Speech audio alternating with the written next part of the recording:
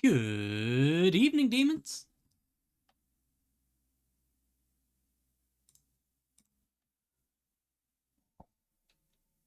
Wait, no.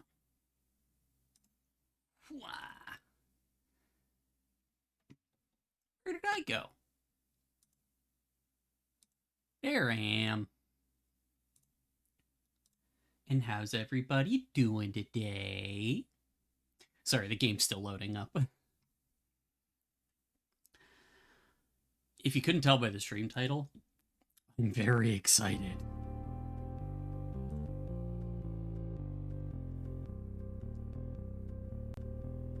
There we go.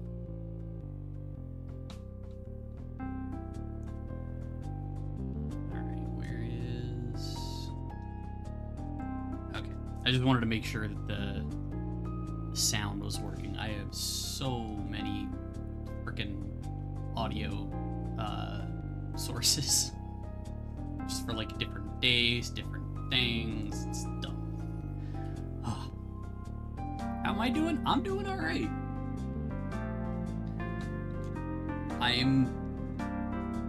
If you couldn't tell by the title, I'm very excited to get back to this. Literally last Thursday, I was in the studio on Discord, and I was just like, this is so good, I want to keep playing, and someone's just like, then, what's stopping you? Is it like, schoolwork or, busy work schedule? And I was just like, no, it's literally just I only stream it on Wednesdays, and I'm kicking myself for that.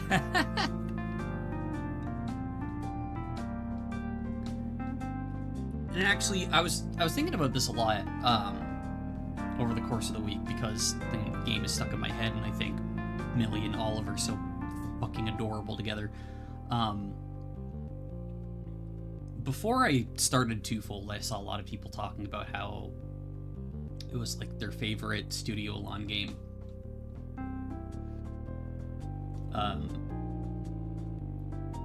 And I didn't understand for a while. Because, well, like, what's it called? Heart of the Woods was, and still is, my favorite Studio Lawn game. It's just one of those things where it's like I played it at the exact point in my life that I kind of needed to. And everyone was going nuts over Twofold, and for the longest time I was just like, I don't get it. What's gonna be so special about this? And then I started playing it, and I realized it's because all the other ones are fantasy to some degree, like National Park Girls. They're the National Park Girls. They're tulpas. Heart of the Woods has ghosts and fairies and nature spirits and stuff. And then, of course, Please Be Happy. There's, all sorts of different kinds of mythical beings, all called Fabled, which very funny when you're thinking about that and about Fabled in Yu-Gi-Oh! It's a dumb joke. But Twofold is grounded in reality. There's nothing fantastical about this story, aside from the character interactions. And I think that's what makes it hit so hard with a lot of people, is that, it is realistic. It is Millicent time. God, I hope her name isn't actually Millicent. Now I'm just having, Souls flashbacks, is it? No, Elden Ring, sorry. I've been thinking a lot about OG. What else would Millie be short for? I don't know, but I don't like Millicent. Millicent doesn't seem to suit her. Hey, Cosmix, how's it going? So, just for reference, because I didn't upload the second VOD until today, this is the third stream, so we've just finished chapter 1 of Millie's Room. The only fantasy genre thing is how Olive can work, study, have time for the club, and for Millie. Well, they don't have time for Millie yet. they don't know that they're gonna be a thing yet, and I'm gonna fucking make it happen if I have to.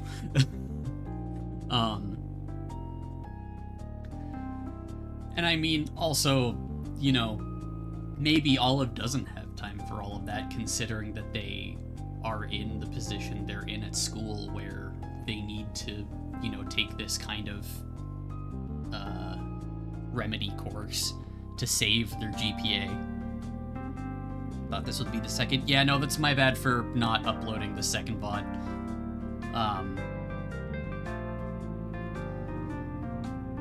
But yeah, if you've already played the game, or at least Millie's route, then you'll be good. Literally every day when I woke up, I'm like, I need to go upload that VOD before it gets deleted from Twitch, and I didn't do it until today. Because I'm a fucking goober. But yeah, maybe Olive doesn't actually have time for all of that. Also, considering they're fucking exhausted all the time.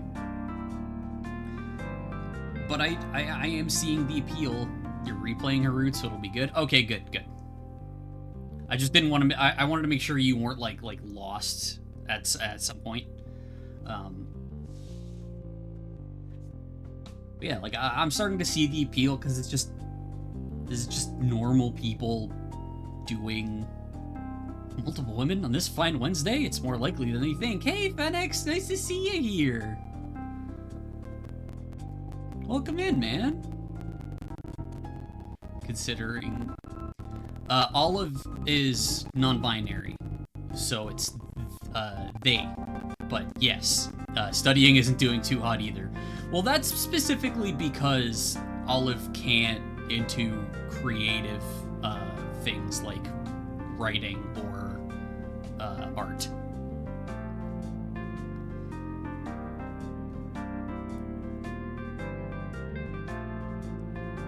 No worries. It's been a week. Shit, sometimes I forget stuff after a week. Who am I kidding? After a few days. Appropriately and justifiably hyped to continue the Millie route? I am! We got to the end of chapter 1 last time where they smooched for the first time at the library when they were both hungover. It was really cute. Okay. Enough chatting.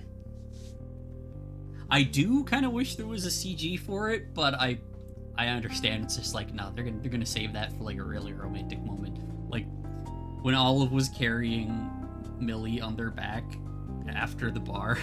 That was so cute.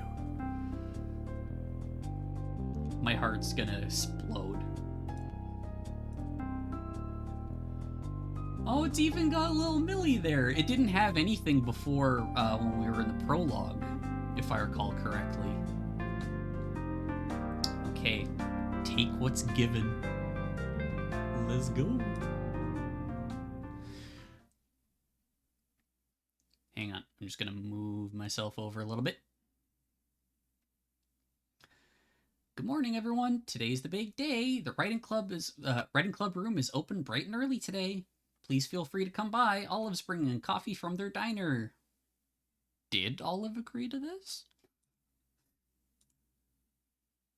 Bar, fuck you, Heather. God, I want to kick her teeth in. Had me at free. Be there in a bit. Just woke up. Lol, lol, lol, lol. I'm guessing that's Tanya. Fuck this bitch. I hate Heather so goddamn much. See you soon. Oh my god. The beige. At least the others have, like, icons. Heather redemption arc? No, never. I want to give her a swirly. What's the point of being that rude? Does she even enjoy it? I don't know. Some people are just naturally assholes, Sam. Shit, what's his name again? The other new guy. Hashtag let Heather be a stinker? No. I want to push her into a locker. Darren, thank you. Yeah, Darren with the beige is just like, oh my god, pain. Yeah, today's the day. For better or worse, in a few hours I'll be done with my finals. Whether that signals the end of the semester or my college career entirely is still up in the air. It's just his shirt. I know, but it's just...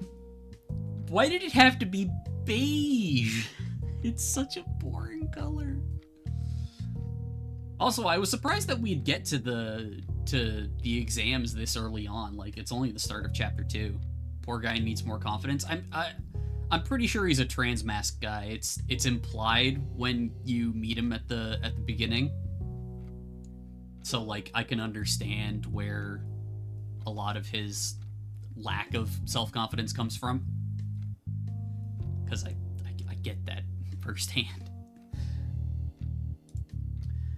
Given the drastic change in weather, Millie started offering to ferry me to and from campus. The car's heater usually does a lot to brighten my mood in the mornings, but it didn't do much today. I set up the carton of coffee somewhere on a nearby table and help myself to the caffeine while Millie continues her text conversation with Tanya directly. She must have sensed my anxiety this morning. Honestly, I'd be surprised if she hadn't. And has spent the very few moments we've shared together so far reassuring me of how much progress I've made.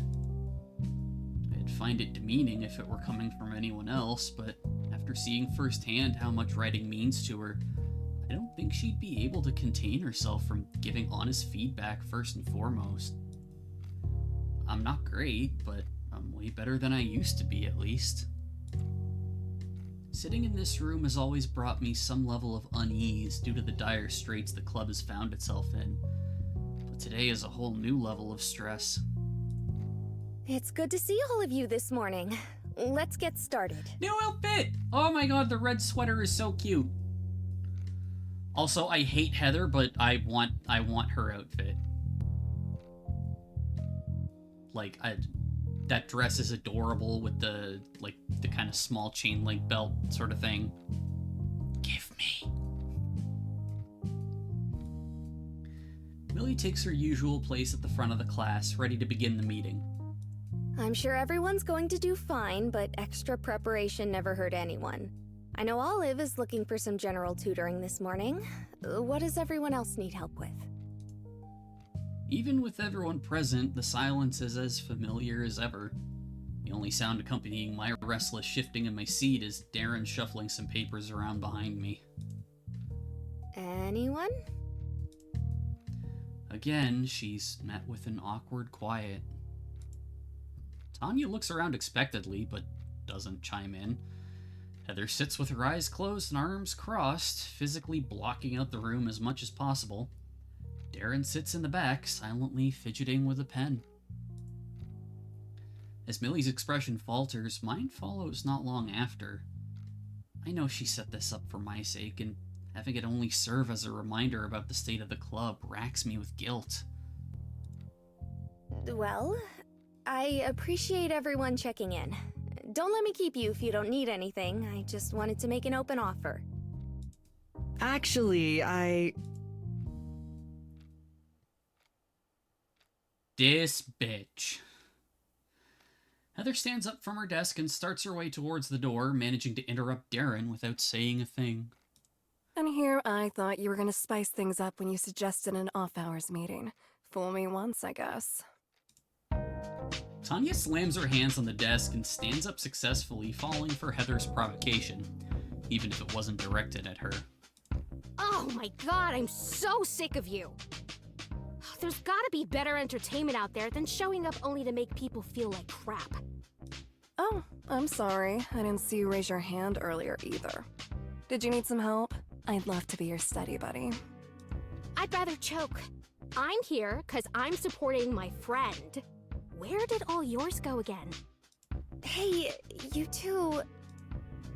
Even though she's trying to mediate, Millie's interjection barely even registers as audible. She's already lost control of the situation. In fact, she's well aware of as she sinks into a corner of the room.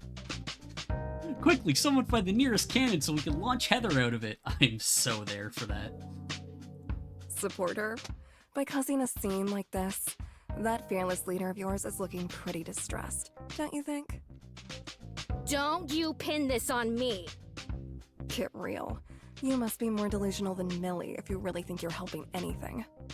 Do you two mind? My question isn't loud, but it still manages to halt the two in their tracks, surprising them almost as much as it does me. Stepping into something like this is something I go out of my way to never do, but the anxiety surrounding my finals and Millie's distress only compound my frustration. If you don't need the help, that's fine, but I do. We don't really have the time to get distracted by your fighting. So, cut it out. Please. I was riding high for a second there, but my bravado faded faster than I would have liked. Still, it seems to have had its intended effect as Heather rolls her eyes and makes her exit without another word. Alone with her resentment, Tanya takes a break to assess her situation. She looks to Millie, still visibly downtrodden, then to me. After a moment, she hangs her head, sighing. I'm gonna head out too. Good luck with your exams today, guys. Go beat up Heather! She grabs her bag, everything still packed inside, and follows after her nemesis. Once the door is closed behind Tanya, Millie's shoulders immediately slump. They only stay that way for a moment before she pulls herself back together. Her smile returns, if noticeably weaker, as she makes her way over to my desk. She rests her hand on the chair in front of mine, swiveling the desk around so it faces mine, scraping unpleasantly across the ground as she does so and takes her seat. Tanya could absolutely take Heather down with one arm tied behind her back. Oh, absolutely. Heather's greatest weapon is her mouth, but if you punch her in it, she ain't doing shit. Her smile softens, looking a lot more sincere than it did moments ago. Part of me doesn't want to disturb this moment by pulling up my worksheets. Unfortunately, I'm not even given the opportunity as she breaks eye contact with me. I follow her line of sight, turning around to spot Darren sinking awkwardly into his chair. I sort of forgot he was still here. Sorry about all that. Really, don't let me keep you. I actually did come for the study session if the offer's still open. Heck yeah! He glances over to me for a second, his head immediately snapping back to Millie afterwards. He's like, I can tell there's something going on here. Oh, but I understand if you just wanted to focus on Olive, especially given their situation and what just happened. No, not at all. Pull up a desk. I'll do what I can for you. But please lift it so it doesn't make that awful dragging noise. I can hear it in my head and it's making my skin crawl. Never seen someone so happy to have their workload double before. Millie's such a good bean. Hang on. I realize I'm a wee bit too big. Oop. There we go. Darren reluctantly pulls himself from his desk, grabbing his various papers he had scattered across its surface in the process.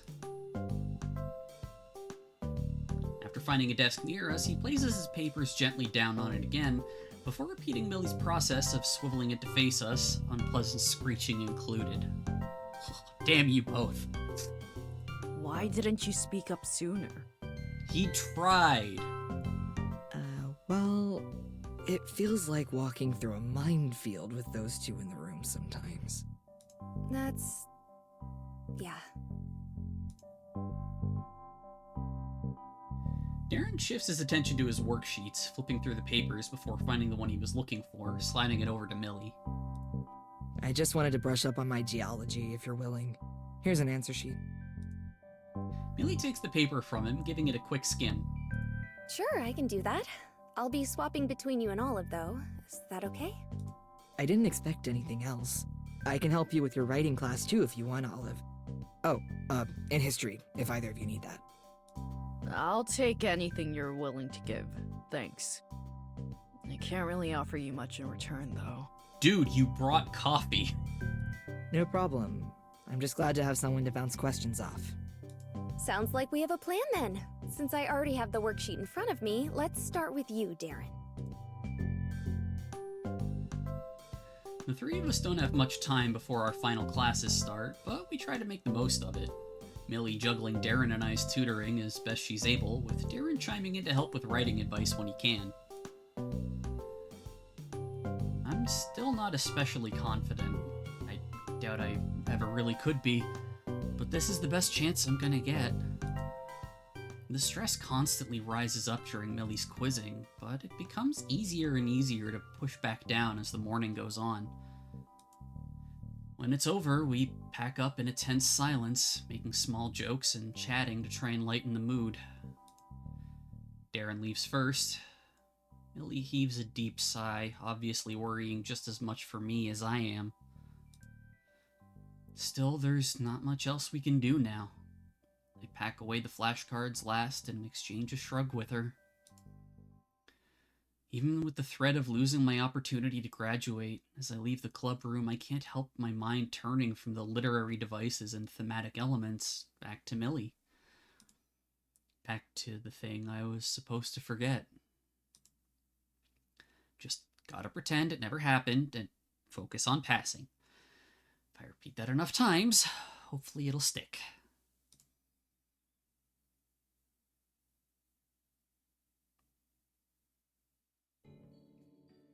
Act 2, out of character. Oh no, do they get stuck somewhere? No. Later that day.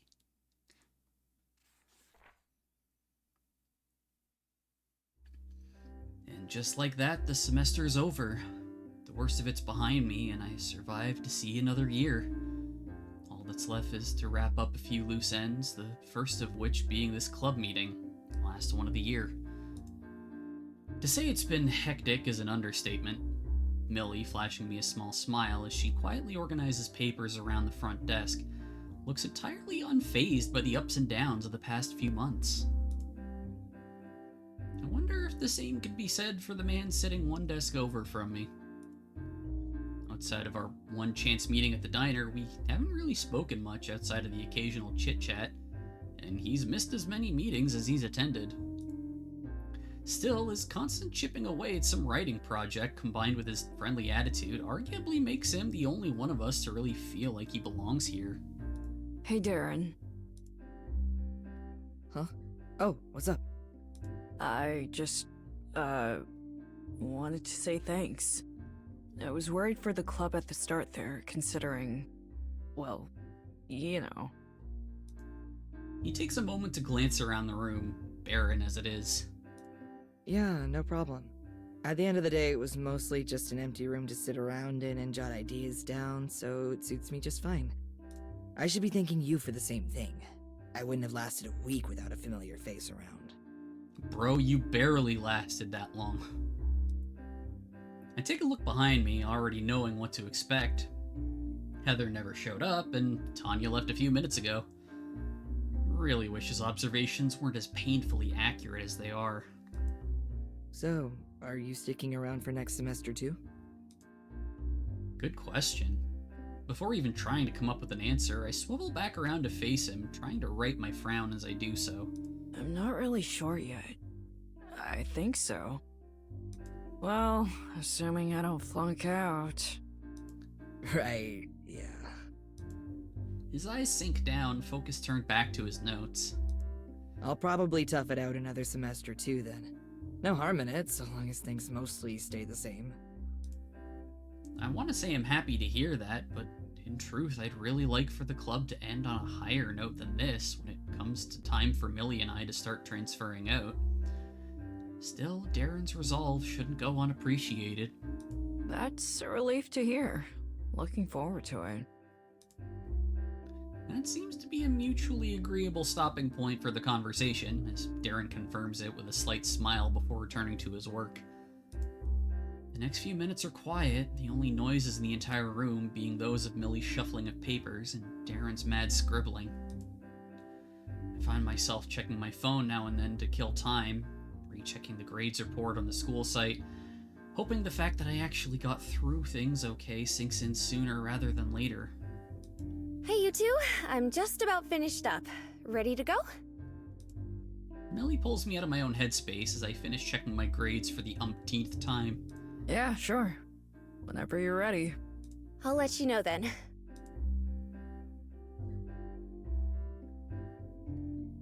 What's she looking back for? She starts to turn back to the desk before reconsidering, then shifting back around after only a moment. Darren! He's always so alarmed when anyone says his name. Poor guy. Huh? What? He jumped a bit more that time. Poor guy. I really enjoyed reading everything you ended up turning in this semester. Thanks for putting up with me. Oh, thanks. I appreciate it. The little exercises you threw at us helped push me out of my comfort zone a bit, if that means anything. Millie's practically beaming at this point.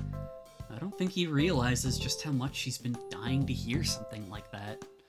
I noticed. The things you sent in early on are a world apart from where you are now. With Darren left paralyzed on how to respond, Millie's eyes wander a tad, eventually landing on the paper he's been scribbling on all afternoon. What are you working on, if you don't mind me asking? As if caught for a crime, Darren's back straightens up and he pulls the paper closer to his chest. Just some generic brainstorming. I was thinking I'd maybe start something larger scale over the break. Millie's eyes couldn't be wider. I love the little stars in her eyes. Do you mind if I give it a skim? Only if it's okay with you.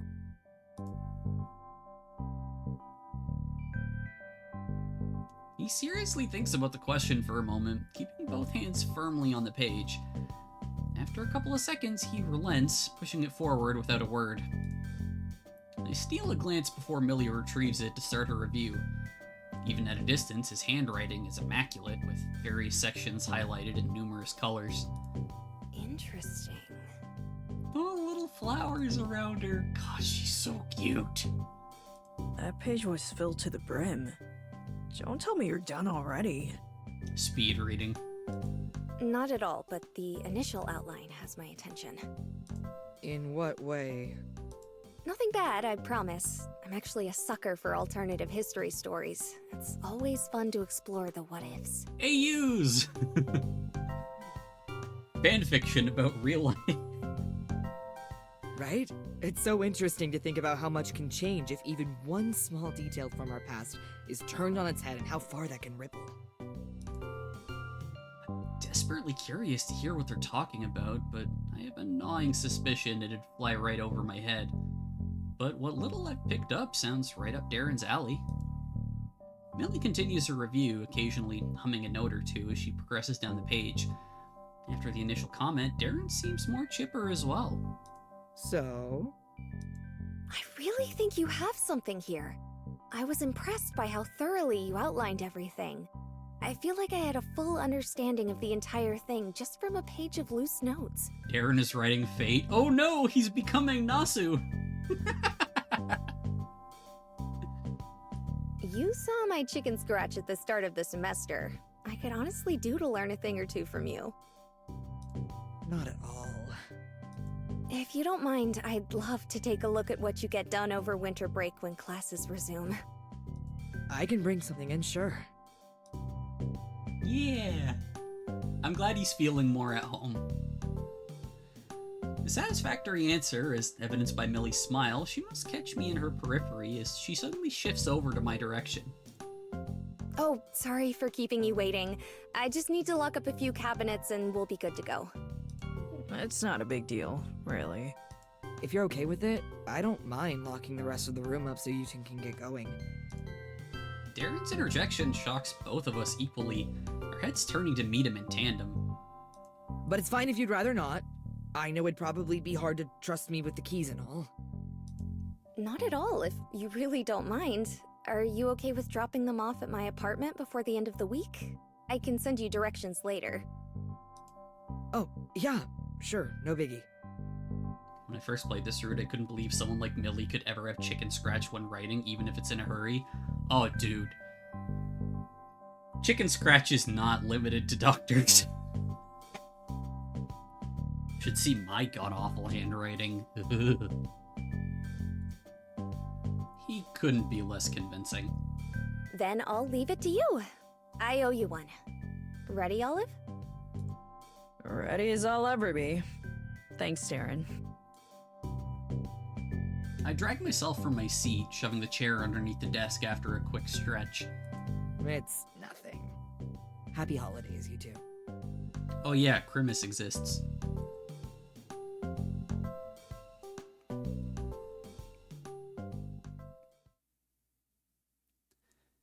A few days later. Is there any way... Sorry, for the last time, no. You'll have to look online like everyone else. I can't help you here. Was it the first time Darren smiled? I don't think so. Although a lot of the other ones have just kind of been kind of awkward smiles or like hesitant smiles. Also, it looks like Olive is trying to get their grades. She's like, please tell me. Ugh. In every way except physically strong-arming me out the door, the school's registrar kicks me out. So much for that, I guess. I drag my feet back to the admin's area. Cozy little room for people waiting to speak to advisors or counselors. Usually there's at least a couple other people. What'd she say? Millie shoots up from the nearby couch as I approach. Besides her, the place is empty. To just be patient. Ugh. Shoot. I'm sorry. I thought it was worth a shot. It was. I slump on the couch. The grades were supposed to be up 2 days ago. Almost every other class has released them, but the writing professor has been silent to all my email attempts. I close my eyes. I passed everything else, not with flying colors or anything, mind, but I passed. It was good enough. Rarely open them again, only when I hear the door opening. Ollie? Oh, it's her mom. Their mom. Fuck. See, even I make mistakes. Though she speaks up first, Mom quickly joins me in silence as we stare at each other in surprise. Millie's the first to break the silence. Hi, Miss Penn. Hello! Millie, right? It's good to see you. What are you doing here?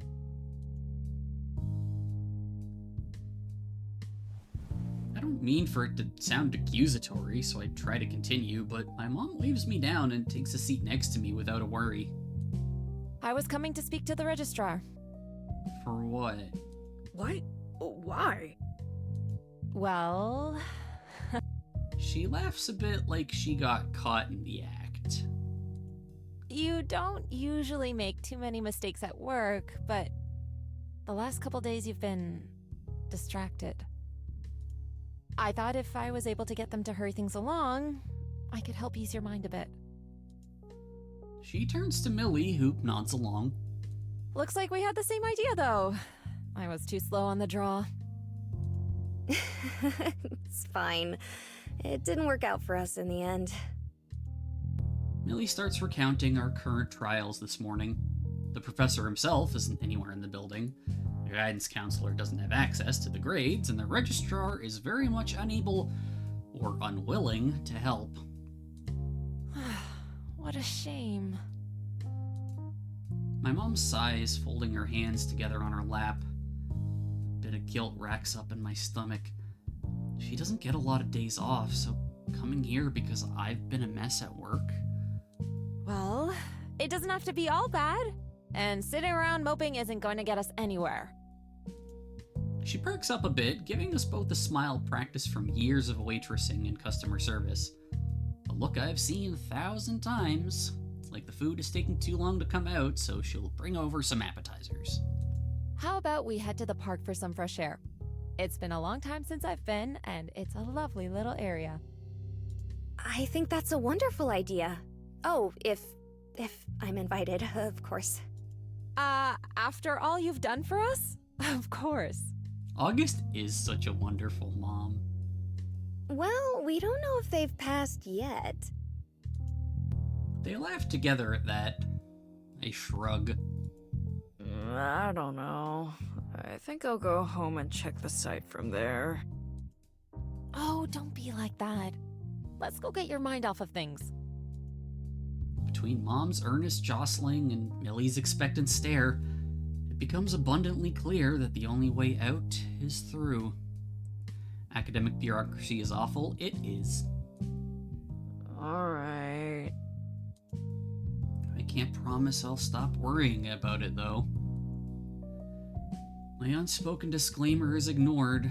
The other two stands talking about the logistics of driving before deciding it'd be easier if we just carpool in Mom's van.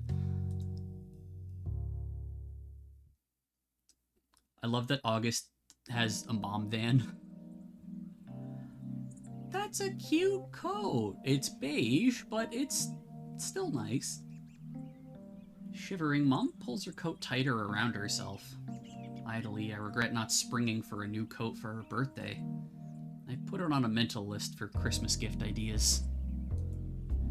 Millie waits a bit ahead. Oh my god, her outfit is so cute. And it looks like she's got like a little red scarf and everything. Oh, I love it. Millie waits a bit ahead, lacing her fingers together as she looks around. I walk on over to her as Mom looks for the hand warmer she keeps stocked in the glove box. It's nice out. It is. As far as winter goes. Oh, to be young again. Since I hit 40, it's like the wind just goes right through me.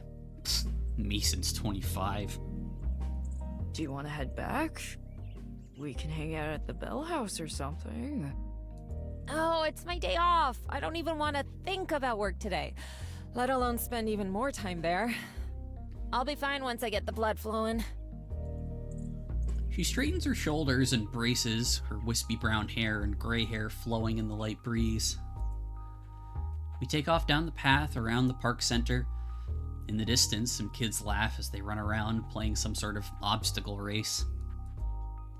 Her parents are close by, talking over coffee and following their children, likely to race in if any of them fall. Oh, I loved this park as a kid. Ollie did too. Did you live around here? Not really.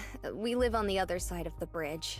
I only came here a couple of times, actually, but it's so much better than the one we had by our house. Mom and I would come here during her lunch breaks, so I got sick of it pretty quick. Oh, Ollie, don't be like that. You loved coming here. When I was like 6, yeah. Not so much at 14. Mom laughs. It's a nice laugh, loud and earnest, the kind that she can't do while working. The smile crosses my face, but it quickly disappears when my phone buzzes. I whip it out and slide open the lock as fast as I can, trying to read the notification. Is it... Buy one drink, get one free. Boo! Despite their team effort to help me relax, both Mom and Millie have a giant sigh of disappointment too. Looks like we're all just trying to distract ourselves. Anyhow, tell me more about yourself, Millie. What are you studying? Ah, the parental interrogation. Ever the master of small talk, Mom starts listing off questions to Millie, listening earnestly and intently. Millie seems happy to oblige, occasionally trying to include me in the conversation. I try to keep up, but it's hard to focus. Instead, I try to log on to the school webpage as we walk. Maybe they'll post it there first? Surely the email is automated after the fact, and if the servers are down, maybe... Right, Olive? Huh? Yeah, sure. Wait, what? I was just telling your mom about how much you've improved as a writer. And that you should publish your work sometime. Huh? No, that's a terrible idea. This goober. I'm just teasing. But, got you to look up from your phone for a minute. Mom giggles and I sigh, pocketing the phone for now. Last thing I need today is a heart attack. That can wait until after I know if I've failed. As we walk, my mom starts telling Millie about her time in college. She never did finish her degree, but her love for study never quite left her. Occasionally, she'll still tell me about a random documentary she watched the other day or a particularly interesting internet article. It makes talking easy. The three of us find little sparks of inspiration through each topic, something to comment on, something to ask more about. Millie's usual air of rehearsed conversation is nowhere to be found. She even makes some risque jokes, much to my mom's humor. As we near the end of the walk, the air is quiet. The families at the park have left for warmer climes, lunch probably, so it's just us now. My phone buzzes again. I pull it out of my pocket, this time confirming first that it isn't a promotional text message before unlocking it. Mom and Millie try to act casual, but they've slowed to match my pace. As I open the application, the first words that catch my eye are final assessment. We all stop.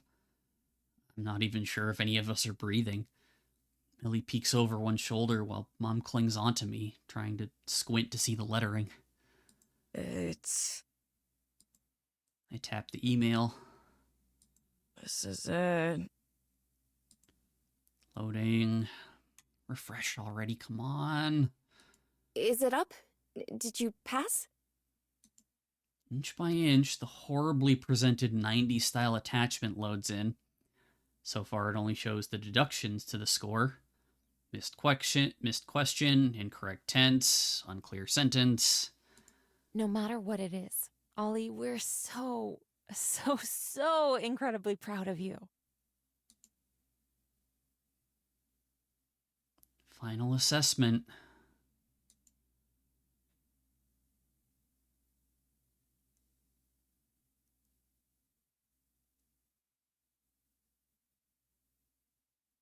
I passed. Woohoo! Oh my god, I actually wasn't breathing there for a sec.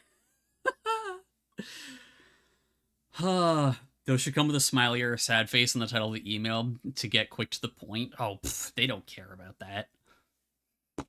Oh, ow, ow, ow, ow. Oh, I just whacked my elbow. Off the box of the model kit that I finished the other day. That I haven't moved off my desk. Okay. You passed? Yay. I passed! Oh, Olive! Congratulations! Yeah, that's the one, Phoenix. My mom pulls me and Millie into a giant hug, jumping up and down and laughing. Millie laughs and ruffles my hair, spouting equal parts, "I told you so, and you did it!"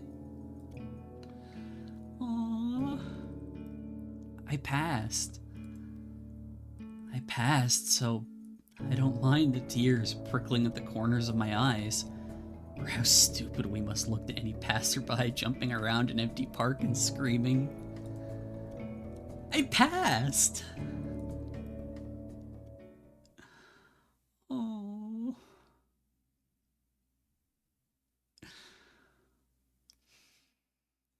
Aw, making me feel things. Once again, I find myself outside Millie's apartment, though this time the occasion's much different. With my exams officially behind me and no plans to pursue a career as a novelist, I'm returning her notebooks finally. When I reached out about it, she invited me to go for a walk together just to keep in touch over break. Without the pretense of needing to study, we haven't been talking nearly as much as before. Since that day in the library, I'd been trying to forget. I promised to. The distance has helped in some ways, but more than anything, I do miss her as a friend. So I agreed. But now, standing outside her apartment door, I almost regret it. No need to be nervous, I'm just Going to see my girl space friend. I ring the doorbell, my heart doubling in pace as I do so. Much as I want to tell myself I'm staying calm, maybe this should be expected. Muffled feet skipping up can be heard from the other side. The door opens as just a crack as a pair of hazel eyes peeks around the edge before swinging open. Morning, Olive. Come right in. Oh, hey. Are you... I wanted to say awake. Her hair is undone and looks like she just crawled out of bed. She yawns and waves her hand a bit in front of her face. Sorry, no, I'm fine. You came a little bit earlier than I expected. Just give me a second, I'll be right out. Sure, I can wait here. Or you could wait in our perfectly comfortable kitchen. Is it clean? I could do that. She smirks a little, suppressing a laugh, and angles her body away from the door to gesture towards the kitchen. Space friend. Millie, more like Millalian. I quietly shuffle in after her and shut the door behind me. A slight scent hangs in the air. Nail polish remover, perfume, or some mix of the two? Not exactly sure what it is besides pleasant and sweet. Well, it's not fucking nail polish remover if it smells sweet, I tell you that. The air is quiet, save for some ruffling inside the bedroom beside me.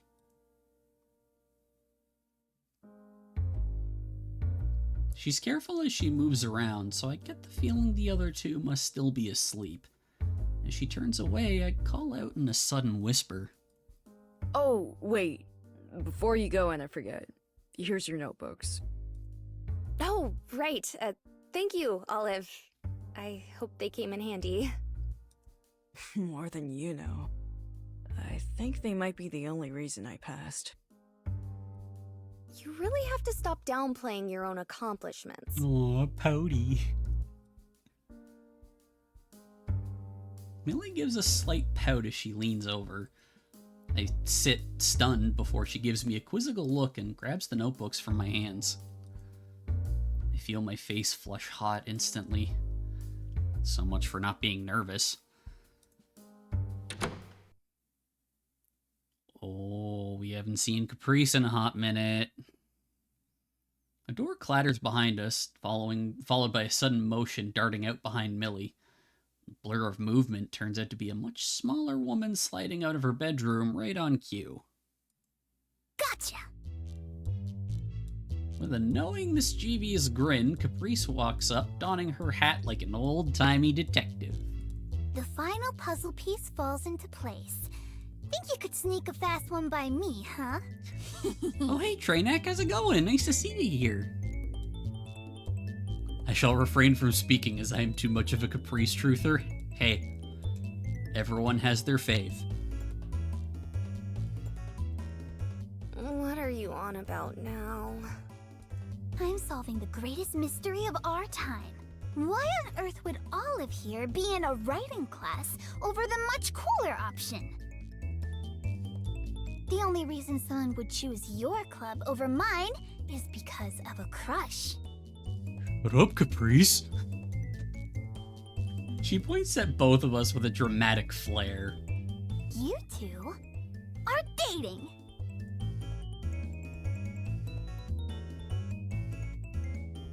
What? Don't even try. I'm onto you, sneaking around, whispering to each other. It was obvious. Yep, you got us. What? What? Wait, really? Like, really? I look towards Millie as if trying to chime in a really of my own, too. You literally just said so. What were you expecting to hear? Happy? Now can you please leave us be? We have a date. I'm okay with this. Fine. I know when I'm not wanted. You two lovebirds have fun. But I'm telling Mike you're ditching the family brunch for your new sweetheart. Family brunch? You wouldn't. Try me. Why wouldn't I? The guilt eating you up inside? Because I haven't told him yet. The banter stops cold turkey. Caprice hesitates, her pose relaxing and a look of guilt crossing her face. Millie turns back to me, slightly avoiding my eyes. I'll be right back, okay?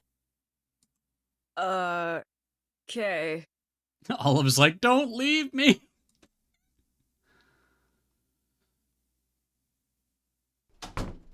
She stands up and steals a glance towards Caprice, who shoves her hands in her pockets and pretends not to look. Millie disappears into her bedroom to get ready. Silence fills the room. Something I would have thought to be a rarity around Caprice before. Seeing firsthand how quickly a row between them can go from angry to awkward, though, it's probably more common than I expected. I get the distinct feeling that she's staring at me. This is the first time we've really had to interact since I decided on the writing club, and the elephant in the room of Millie's declaration of our status hangs in the air. So, Haley not up yet? For someone working customer service, you'd really think I'd have any idea on how to do small talk now? Still sleeping. Even through all this commotion? Super heavy sleeper. Also probably has her headphones on while she sleeps. I suggest that because I do that. Caprice runs a hand through her hair and inhales, like she's trying to work herself up to something. Her question comes out in the airy exhale. So when did it happen? What? Like, you know, you two? Oh, yesterday. Sure? I guess? I mean, we made the plan to go on a walk yesterday. I try not to let my face belay just how confused I am at this, too. What? Please don't ask questions. I don't know anything about this either. Not that I hate it. Try to keep my expression neutral. Get a grip, Olive. Caprice, apparently not noticing, pulls a chair out from across from me and starts picking at a tangerine, trying to get the peel off in one big strip. She's pouting in an exaggerated way, a smile sneaking through every couple seconds. Millie's been off for the past while is all. Guess you got her good. To be honest, well, we set up this whole brunch to try and get her to cheer up a bit, but maybe this is better. Aww. I feel warmth come to my face at her sincerity. Caprice's attempt at masking her smile proves futile, as it's as wide as I've ever seen it now that she takes pleasure in it all. Love is the worst, huh? Huh? Seeing movement from the corner of my eye, Millie appears to have finished preparing as she arrives. Her winter clothes are appropriately classy for her, even if they do make me feel a little underdressed in comparison. Oh, hey, you look great. Thank you. You look pretty sharp yourself. Ooh. Just get going already. Caprice's expression has returned to a disgruntled frown. It's genuinely impressive how quickly she can put that mask back on, even if it does crack sort of easily. She flicks her hand a couple of times to get the lovebirds out of her hair. The two of us do just that.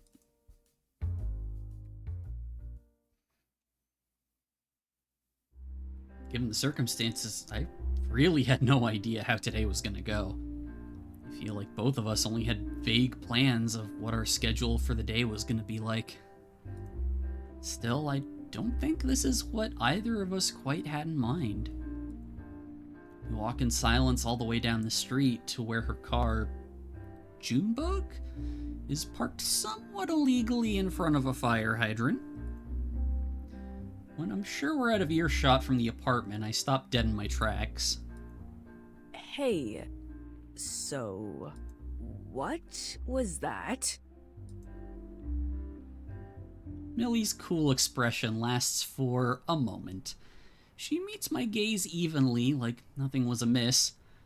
Then, all at once, it crumples as she throws her hands up into her hair. Oh my god, After our talk last night, I told Caprice I was gonna go on a walk today instead of the brunch, but she kept insisting, and then I really didn't have a good excuse, and she said she'd bring the whole family so we can all go on a walk, and I really can't deal with more talks about how great the wedding is going to be and how beautiful it will all be and what a new beginning this is for everyone. And I just panicked and I thought maybe if I said it was a date, she would give me a second to just breathe. And then she didn't take a second to breathe there. Oh gosh, Olive, I'm sorry. I shouldn't have roped you into this whole thing. But also, their family? Question mark? She loses any sense of composure and sinks, leaning against her car and hiding her face in her hands. Okay. Can we back up, maybe? I'm so sorry. I'll call Caprice now. I just didn't want to... I'm not saying that. It's unexpected, sure, but I mean, you know, some context would really help me out here. Millie pulls her face from her hands and looks at me. Something about this seems off, and there's a million things I want to ask, but first, small steps.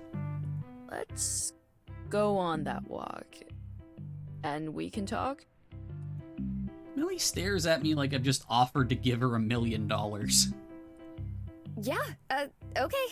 A walk sounds great. Oh, they're so cute. I don't even remember the drive. We were just headed to a park the next town over that has beautiful scenery, according to Millie. In the back of my head, I realized the whole plan was to get as far away from her apartment as possible. I couldn't find the time to worry about that, though. Instead, I was carefully entangling the web of words Millie threw out in a panic, trying to figure out where to start.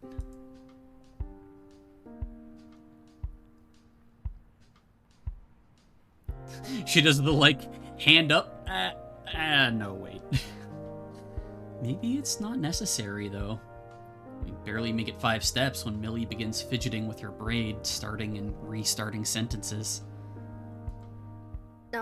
Right. So, maybe we can, the whole dating excuse thing. That'd be a nice place to start. I've been trying to get out of this brunch for, well, since they brought it up a few days ago. Caprice won't take no for an answer. Every time I try, she keeps pulling me back in. If I say I don't want to eat breakfast, she suggests lunch.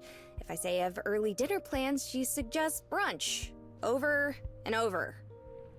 Okay, so having a date. I just thought if she saw I was doing something positive, she wouldn't mind. Why not just say you're going out with Tanya? Because every time Tanya and I go out, we go to a bar. That only reignites her recruitment efforts. I try not to show it too much, but on that specific point, Caprice might be right. Although I was happy to join in those couple times, I don't think I could handle drinking any more often than that. I'm sure it can't be healthy, and it didn't escape me how well the bartender seemed to recognize both Millie and Tanya wherever we went. Or whenever we went. Millie pauses to watch some birds peck at the ground in front of us. Fluffy and fat. Wonder how easy life must be for them. Okay. And going to this brunch is bad. You could say that, but then you'd be the only other person on Team Millie in the whole world. what's wrong with Caprice's family. If they're anything like her, I can imagine why a whole crowd of them might be overwhelming. Instead, Millie turns to me, a difficult expression written across her face. It's... Backstory time. It's not... The family brunch is supposed to be me, her, and our parents. Our? They're getting married. Oh. I understand now. Oh. Yeah. Olive's also like, aha. Sorry, I know it shouldn't matter. They're adults and they can do whatever they want. I just wish they'd stop trying to drag me into it. Yeah, Sorry, I wasn't expecting that. Do you not like her mom? No, it's not that at all. I adore Charlie. It's just... Millie groans, trying to explain something that she's already sure I won't understand. It's just... I can't get into it right now. I just really need some space. I feel like ever since that announcement, I haven't been able to even think without Caprice barging in, trying to fix everything with brute force and a smile.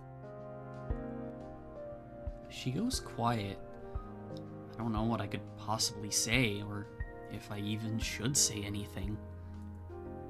Whatever's going on has a depth I'm not equipped for. Millie herself seems to struggle scratching the surface of it, so whatever chance I have is close to none.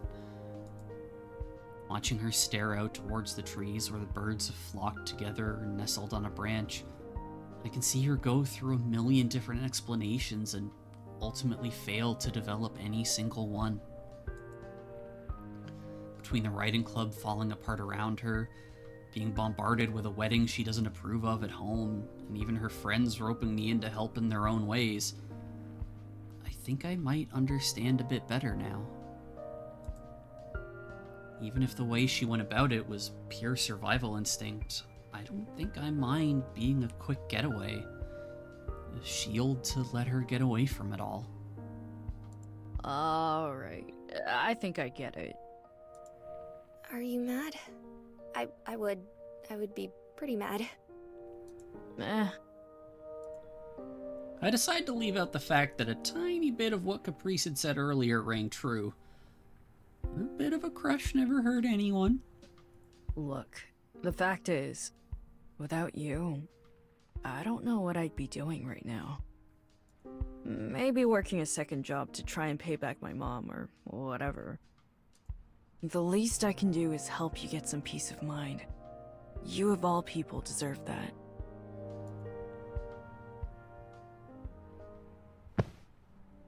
Millie blinks a few times. A broad grin grows across her face. Then I lose my footing slightly as she pulls me into a hug. Thank you so much, Olive. Don't mention it. Do you want to set some ground rules? I mean, we can just play it by ear. I did tell Caprice we just started dating yesterday. We do another lap around the lake, exchanging general rules and guidelines. No kissing, as if that was an option. Yes, hand-holding. No pet names. We promise not to worry too much over it. Not to let it ruin what we have going for us. Jump in, stupid! Halfway through, it becomes a bit of a game. We start going back and forth on fun excuses for her to use, like my apartment being flooded, or how we planned a backpacking trip for the entire weekend. Some of Millie's inner author comes out as we talk over specifics of our story. That I confessed to her and she accepted, that I gave her some flowers. I'm struck immediately by how much of a romantic she is.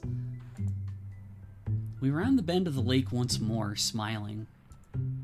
That's good. Oh, and if they ask why I fell for you, it'll be because of a story you wrote in club that just captured my heart. Oh, which one? My totally fictional romance from the point of view of a failing student? Dweebs.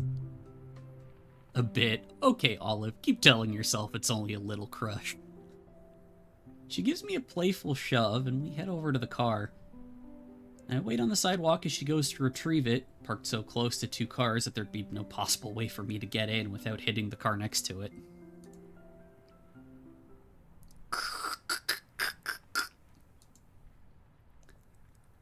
Yeah, I'm not going to pretend like I can do car noises. That can't be good. I lean over to get a glimpse of Millie's expression, but instead I just see her hair as she rests her forehead against the steering wheel. She pulls out her cell phone and begins dialing.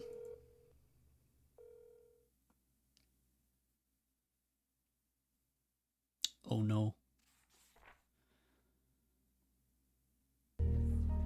Want another cup of coffee?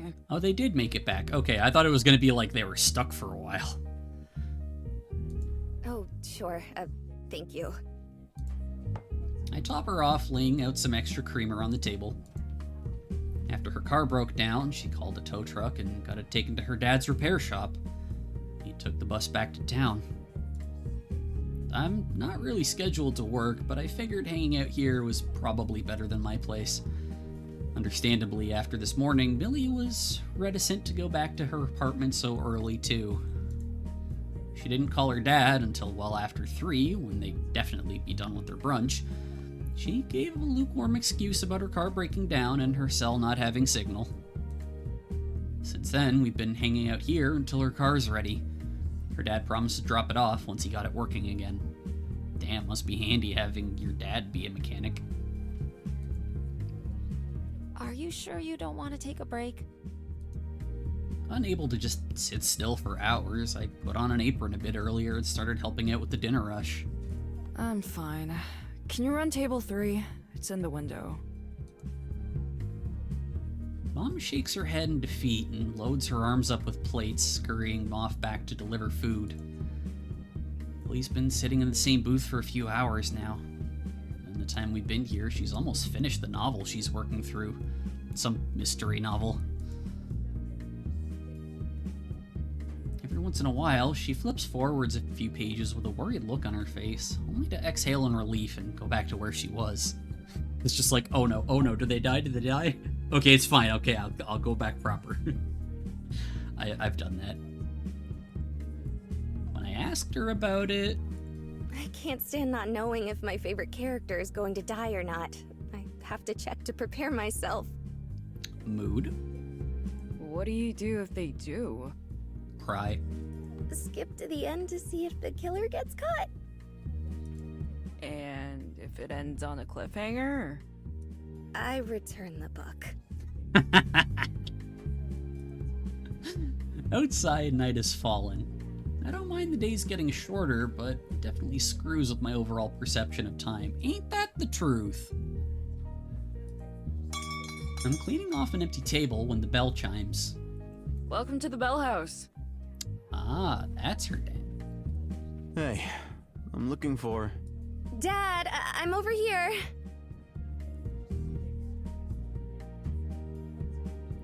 Millie springs up from her table, grabbing her book as she goes. The man, Millie's dad apparently, perks up right away, instantly looking more comfortable seeing his daughter than talking to a random stranger. Thanks for coming out here. How's Junebug? See for yourself. He gestures outside where Millie's car is idling at the parking spot closest to the door. Millie exhales loudly, pressing her hands close to her chest. Not wanting to eavesdrop, I busy myself with cleaning the booth Millie was at. Unfortunately, it's also a very small diner, so it's impossible to not overhear everything. Wow, thank goodness. What was wrong with her? Nothing too major. Just had a bit of buildup in the injector. He puts his hands in his pockets, glancing away from Millie. You got a royal change somewhere else, huh? Oh, yeah, I just didn't want to bother you. You never bother me. If you brought it to our place, would have been able to catch it. Lesson learned, I guess. Millie looks over to me, smiling. She waves me over to join the conversation. I shake my head no, but her dad locks eyes with me expectantly. She's already introducing me before I stand up straight. Dad, this is Olive. They're the student I was tutoring last semester. Olive, this is my dad. Mike's fine. Nice to meet you, Olive. Hey, nice to meet you too. I give Millie a wary glance. For the person whose marriage is causing the entire feud between her and Caprice, I had expected someone tougher to deal with. Instead, he extends a warm handshake. His hands are large and rough, and he has a slight smile like a man who's just as awkward at meeting new people as I am. Ah, a kindred spirit. Well, ready to get going, Millie? Sure. Want me to drop you off at home or the shop? Actually, And there's Caprice Mom. The bell chimes again. Gingerly stepping away from the two in the middle of the aisle, I go to greet the new customer, but she immediately gives me a polite nod and heads over to meet them too. Mike, I had to park around the corner. You know it says customers only, right? Charlie, I thought we'd order some food for dinner while we're here. Oh, that's a great idea. I'll ask Caprice what she'd like. The woman called Charlie gives Millie a warm smile while she tucks a strand of hair behind her ear. Heading out? Well, thanks for coming by, Phoenix. I really appreciate it, man. Hope you have a good rest of your night. Hey, Millie. We missed you at brunch. How are you doing? Oh, hey, Miss Shifton. Shifton's a fun last name. Ah, so that's... Millie shrugs on her coat, ending the conversation from earlier without asking more. Charlie glances at Mike with an unspoken question. He awkwardly looks around and grabs a menu off one of the tables. Actually, Caprice is over at our place right now. We were just going over the date, and we were thinking of moving it back a weekend. I thought we could all eat dinner together. Want to drop Junebug off at the apartment and carpool in the truck? No thanks. The air in the diner feels instantly colder. Even the couple of customers up front have lowered their voices, trying not to bother the standoff happening in the middle of the aisle. I already ate, so I'm gonna head back and get some rest. It's been a long day. No, of course. It really was nice seeing you. Also, it's interesting that Caprice called her mom by her first name. Like, she's just like, oh, if I tell Charlie, and it's like, oh. Are you sure? If you'd like to take Junebug instead. Nope. Bye. The two talk at the same time, but Millie graciously sidesteps both of them and swings open the door. She only stops to glance back at me and give a wave. See you later, Olive. Good night. She disappears down the steps and into her waiting car, apologizing as the family waiting to enter the diner stand aside for her. Charlie and Mike speak to each other in a hushed tone after moving to the side of the car so my mom can seat another family coming in. I get back to my work, but not long after Mom approaches the window. Hey, honey. Can you start a to-go order? It's for 3. Sure thing. Charlie and Mike sit at the bar stools. Even from here, I hear Mike leaving a voicemail for Millie, asking her to call him back whenever she'd like to chat. Charlie picks at her manicured nails, flakes of paint coming off as she stares out the window. Regret is written plainly across her face. I put extra fries into the order of loaded fries, half out of guilt for lying earlier and half hoping it'll ease some of the tensions from tonight. Hell yeah, Olive.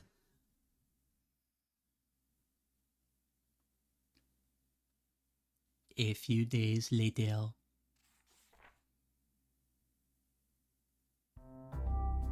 I turn the plate in my hands, examining the overall construction of the meal. It's been a long time since I've had a moment to really try something new. With the holidays rolling in, I thought adding a new special to the menu would be a good chance to do so. I'm pretty proud of how it came out. It's a French toast topped with a festive spiced fruit jam and a side of bacon, and easy enough to make a big batch overnight. I jot down a few more notes into the memo pad and take a bite. Ugh, too spiced. My phone buzzes on the counter nearby. I wipe my hands clean and put the plate aside. Olive! My caring and wonderful, amazing partner who invited me out to an event today. Adorable. Lol, what's up? Any chance you can come by and give me an alibi? My dad wants me to help choose a wedding cake. For us? Olive! Just kidding. Where are you? Tanya's. Okay, give me 30 minutes. See you. These dweebs. I love them. It's been a while since I've seen Tanya, but I'm still hoping for a quick hello and goodbye without any fanfare. Tell me she beat up Heather. I clean up the kitchen quickly and shrug on my coat, checking the weather outside. It's pretty cold, but waiting for the trolley would probably take longer than just biking. Looks like circumstance will make the decision for me this time. I head out, grab my bike, and make my way over to Tanya's.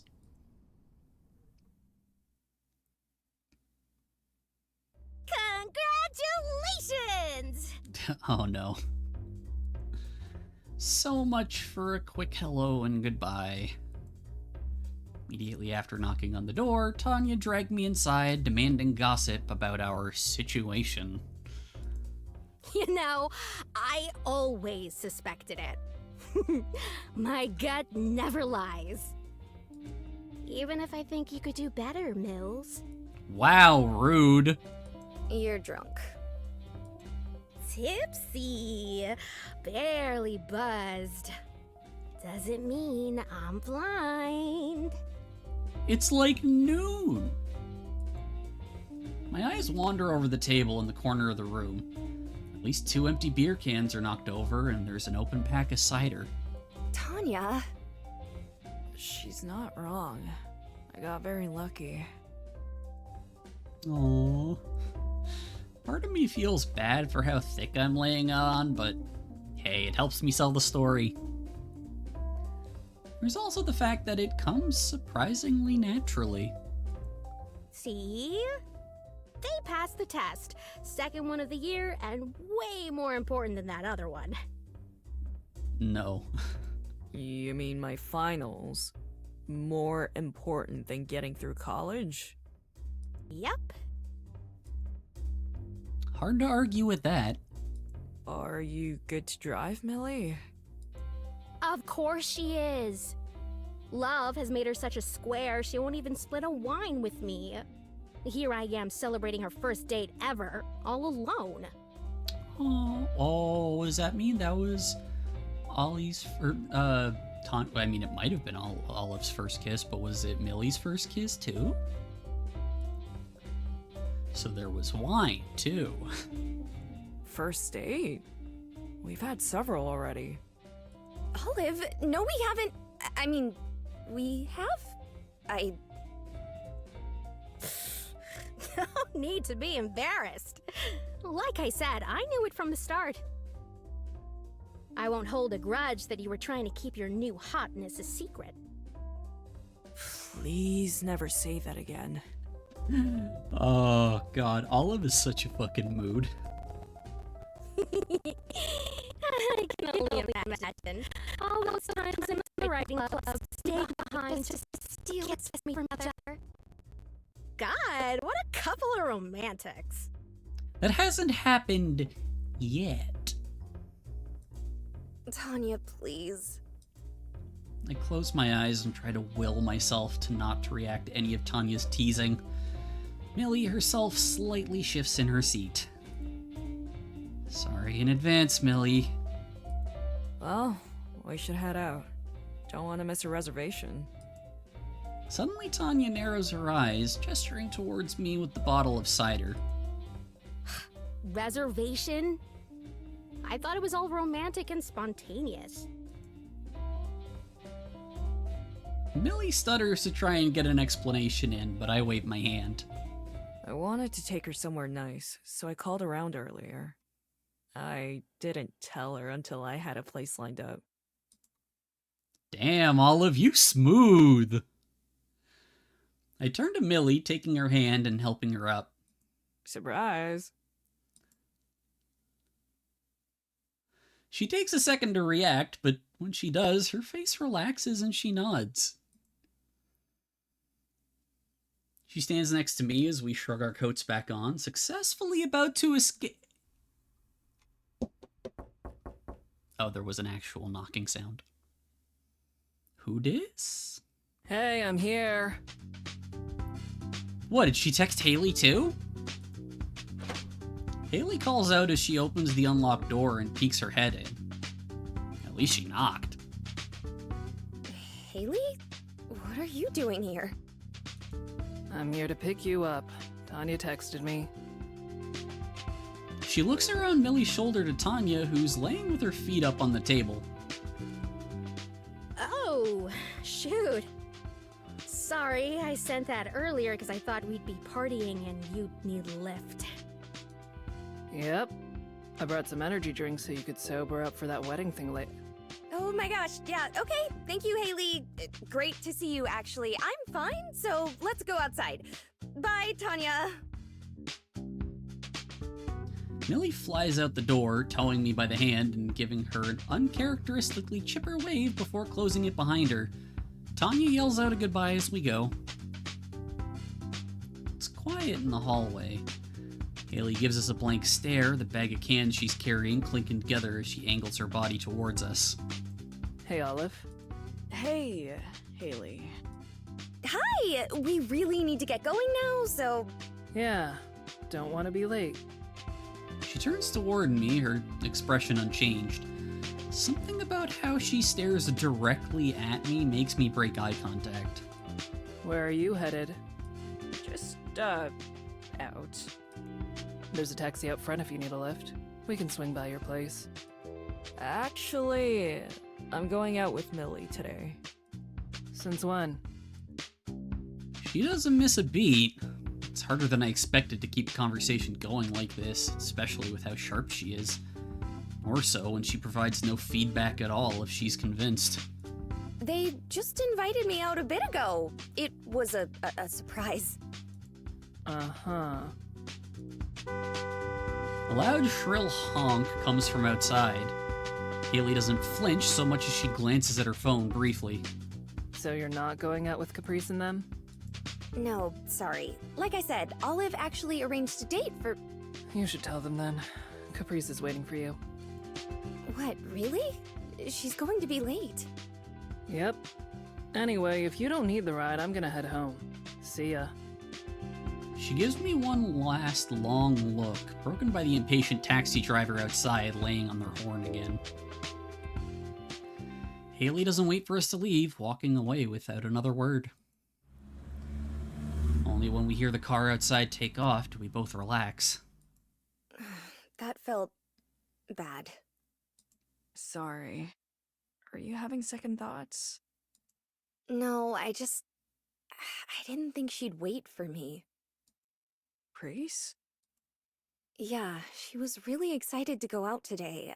I told her I wasn't sure if I would have plans, and I figured once it got late enough, she'd just head out. Guess that's on me, though. She'd stop at nothing to try and make me participate.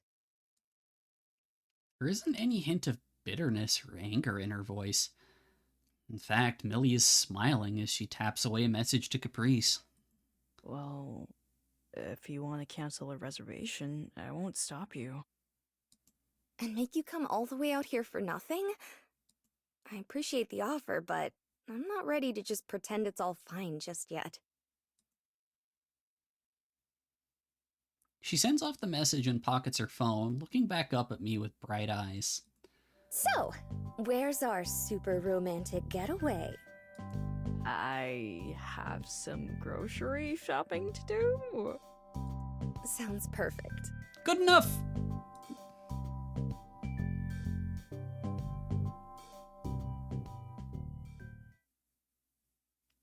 Ah, 3 weeks later.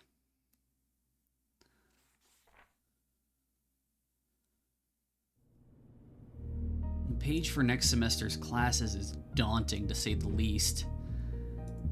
Considering the circumstances, I didn't have the heart to plan out my next batch of classes.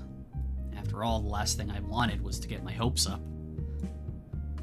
All the same, just like every semester, the sheer breadth and variety of classes makes it hard to focus on any one.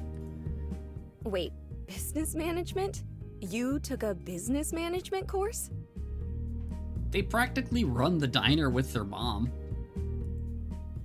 Were you a business major? How did I not know this? I meet her incredulous disgust with a snort of amusement. I wasn't not a business major. What did you think I was studying? I don't know. Culinary arts, maybe? Botany? Anything but business. She's a writer. I get the reaction. Does our college offer a botany major? Well... Does it, Millie? Olive's getting into it. All right. Enjoy your capitalist nightmare. Believe me, after the hell that last semester put me through, I think I'll take it as a sign to switch things up. I was just trying to find a major with steady job opportunities. Gotta stack the deck in my favor somehow with all the debt hanging over my head. We can't all be artists. What makes you think I don't have debt? Sorry. Everything about you says scholarship or maybe high school valedictorian. That gets a laugh out of her. I'd honestly be surprised if she didn't have a full ride to university after this, but it's probably rude to ask. Caprice actually got valedictorian. No shit. Huh?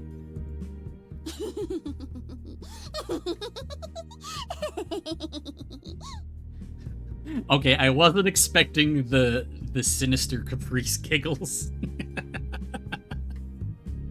That is adorable. Really? Really? But I still got salutatorian. We were neck and neck our entire high school career, but the amount of extra credits she got through club activities pushed her over first place in the end. I spent all my extra time studying just to keep up with her. Damn, she is a brain box. With a flurry, Millie stretches and takes another sip of her coffee, finishing it off. The smell of hazelnut has overtaken our whole booth with the amount of flavored creamer she used. She turns the computer back towards her and gives it one more scroll through, counting the amount of credits I've selected. It's mostly Gen Ed with one pastry class mixed in, thanks to Millie's recommendation of finding one class to get excited for. Choice of major aside, I think this is a much more sustainable selection than you had last semester. It's no wonder everything came crashing down at the end. You have to account for time to rest in your schedule too. I decide to refrain from telling her the free time will likely be used to pick up extra shifts here and there. My mom's been pulling double shifts far too often for my comfort. Yeah, I'll try. Thanks for looking it over with me. The bell chimes. Looks like break time's over. Standing up, I put on a courteous smile and go to greet... Howdy, it's me! The gremlin has appeared. Caprice bounds in with a characteristic wave like she's coming into a friend's house instead of a restaurant. She looks around with bright eyes, catching Millie's glance and giving her a big wave too. Ooh, are you two on a date? Excuse the interruption. Millie was just helping me with my schedule for next semester. To take all the same classes and pass love notes during the teacher's lectures? How shameless.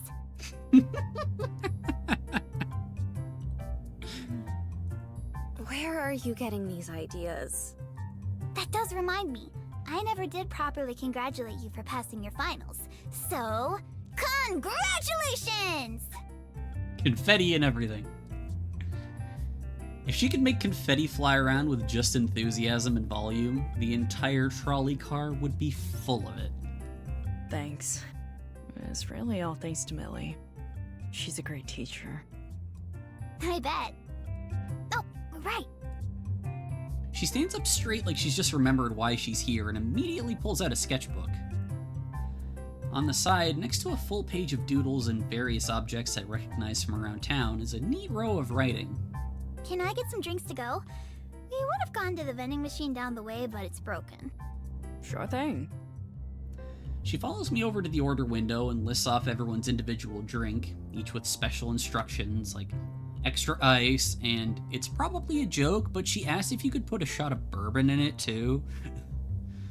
After she pays, I slide back the change and immediately get to work on the order.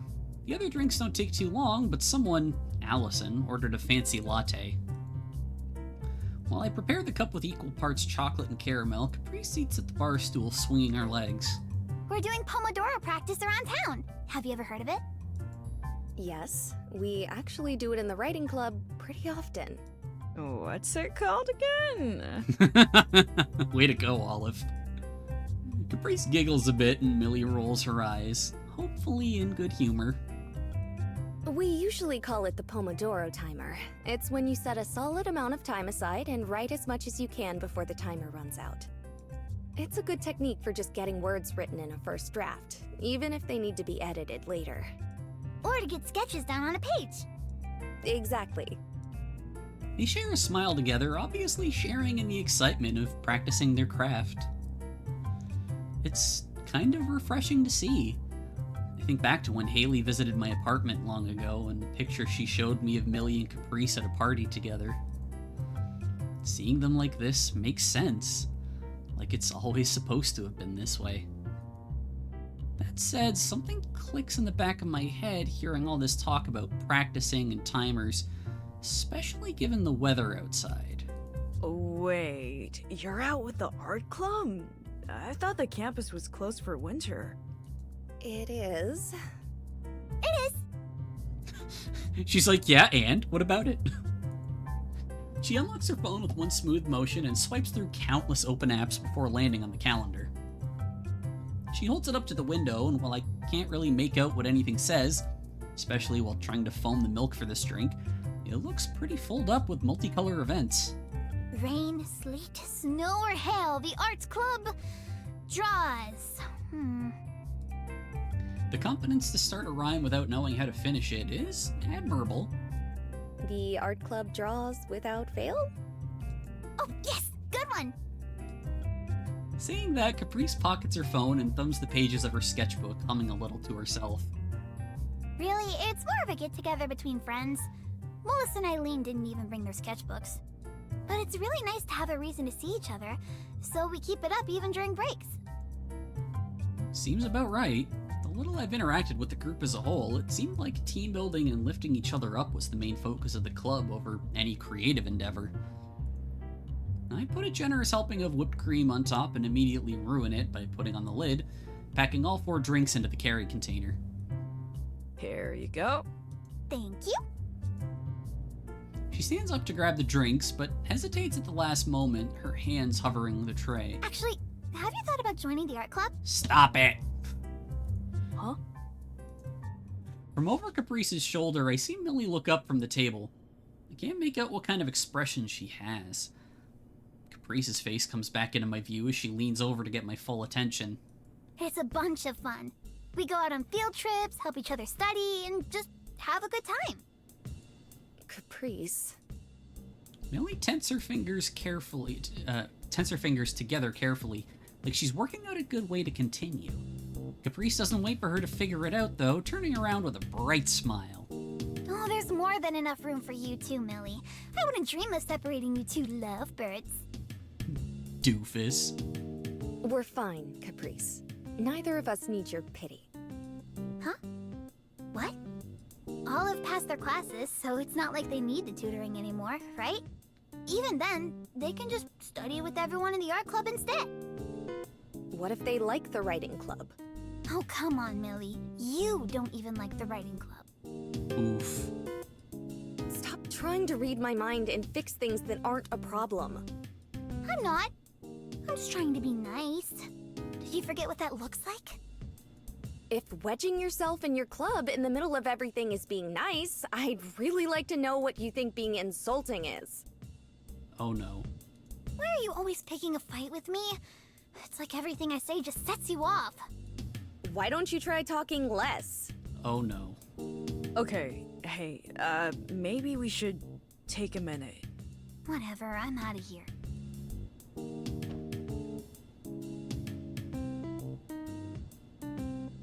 Caprice takes the tray, her carrot making sure not to spill carefully balanced by her storming off. The final huff, she looks up at me. Just think about it, Olive. Sometimes Millie doesn't know a bad situation if it bit her in the... Are you leaving or not? Caprice closes her eyes tightly, shaking her head and refusing to respond to her. With a careful glance towards Millie, I try to keep a level, non-argumentative tone. Thanks for the offer, Caprice. I think I'll stick with Millie in the writing club, though.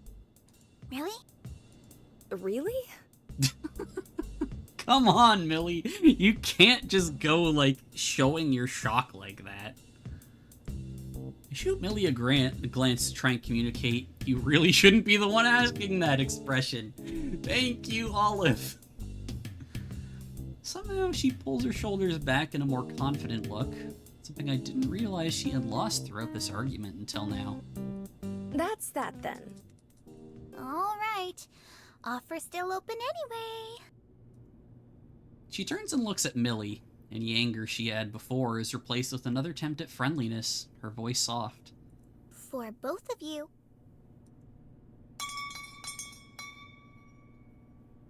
With that, she leaves Millie and I behind. The air in the Bell House feels several degrees colder with her gone. All the heightened emotions drained now. Millie avoids my eye contact for a bit, her brows knit together and her hands fidgeting nonstop.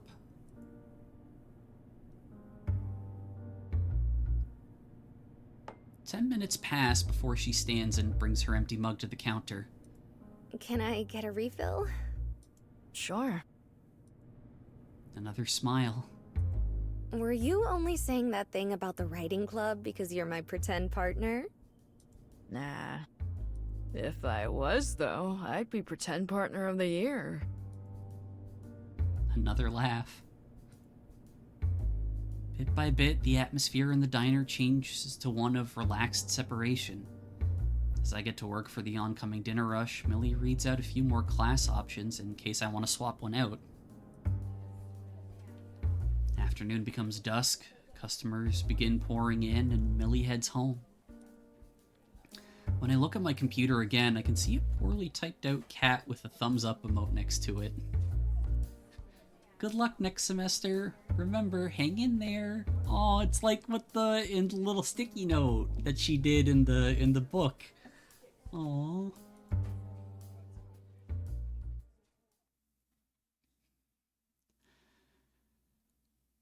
Also, God, when did they stop playing pretend?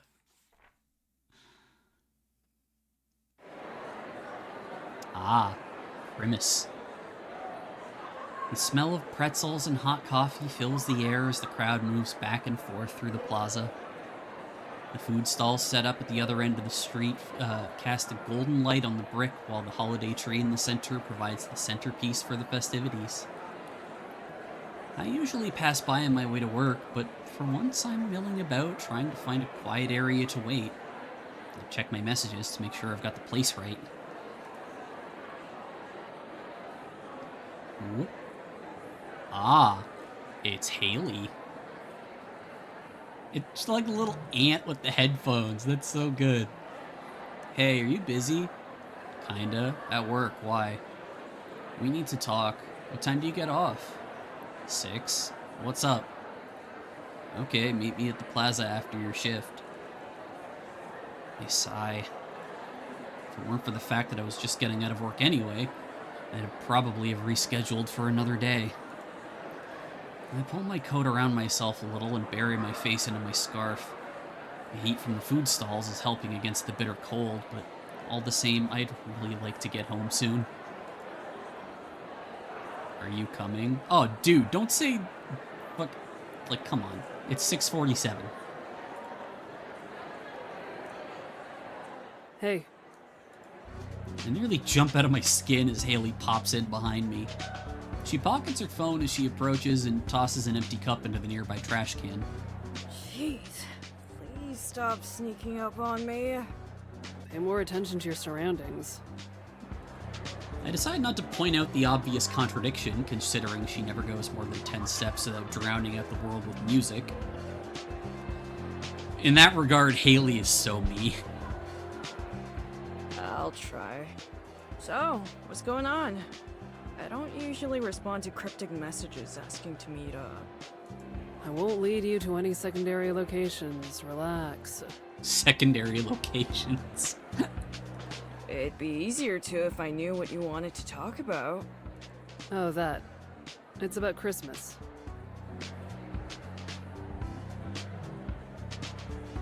She pauses like I'm supposed to grasp some sort of meaning from that. I return her a look of blank confusion, earning a long sigh in response. Millie hosts Christmas at her house. Every single year for over 20 years, her and Caprice's families celebrate together. So, about Millie and you. Haley closes her eyes for a long, thoughtful moment. I wait for her to continue, but I'm not sure if it's coming. About us? She opens her eyes, but avoids my gaze. You can drop the act. I'm not gonna tell the others about your fake relationship dating whatever you have going on. Her voice stays completely level. She doesn't even raise her eyebrows or look particularly concerned. As for me, I feel my heart drop to the pit of my stomach. In a way, it was expected.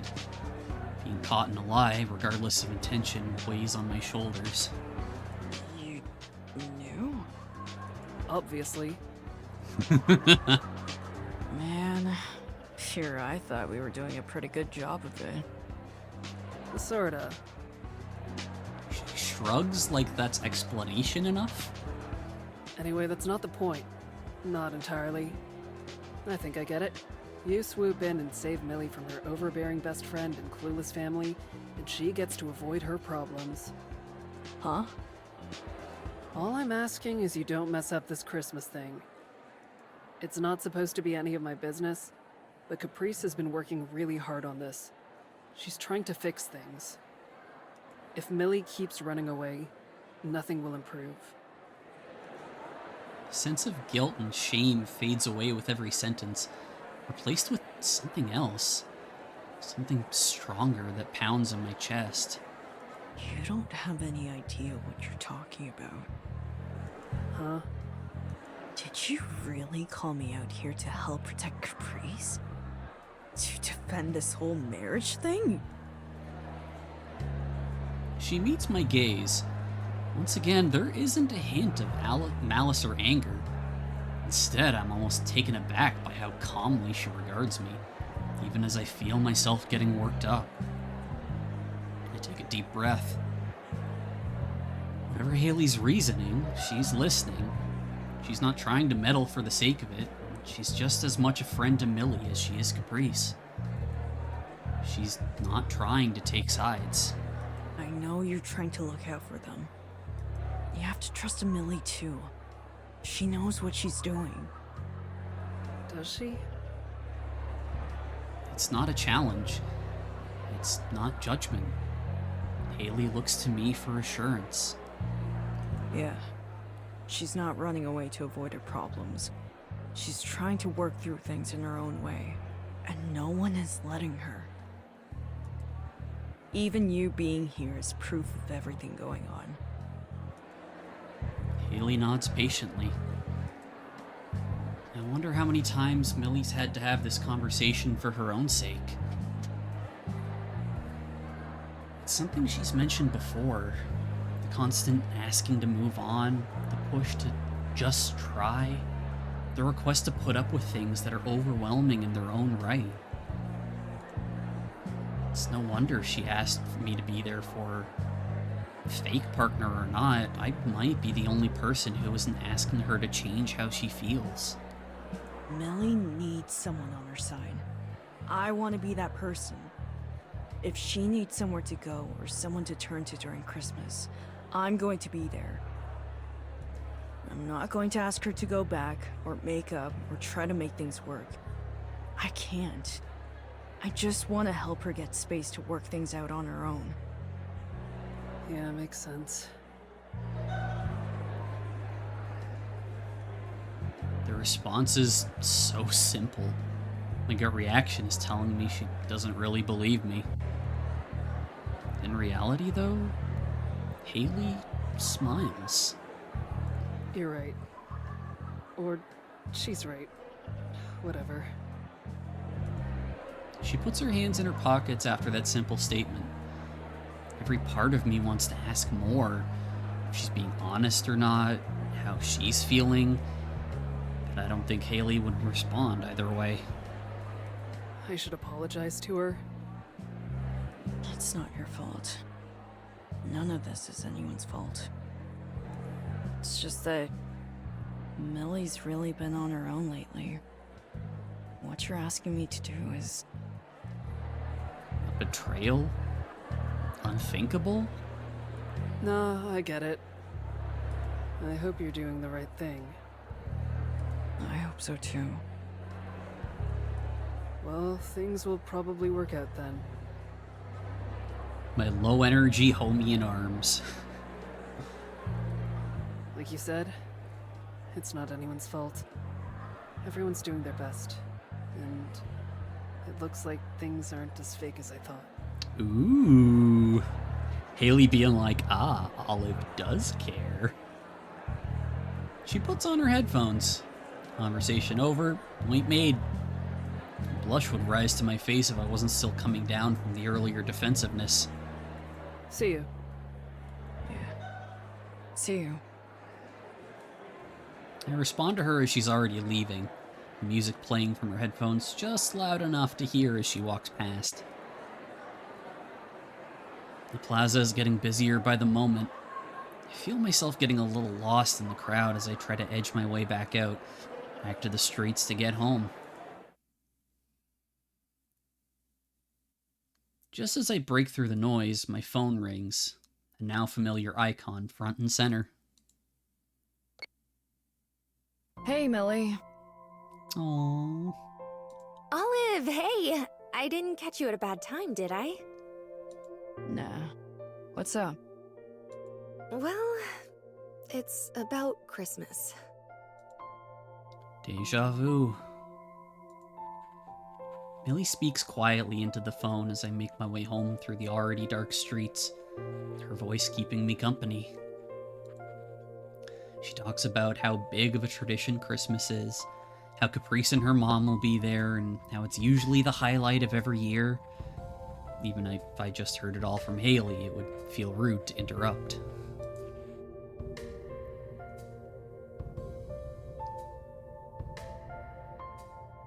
By the time I get home, she drops the question. So, I know it's a big ask. Do you have any holiday plans? I don't. No. My mom and I will be celebrating a bit early this year, so I'll be free. It's standard by this point. It's really hard to turn down the double holiday pay, so we're used to celebrating either a few days early or late. It's quiet for a few moments. The only sign that Millie's still there is faint shuffling on the other end. You're gonna make me ask it outright, huh? I smile a little to myself. No, I wouldn't do that. I'll be your plus one. She heaves a giant sigh of relief into the receiver, crackling through into my phone's poor speaker.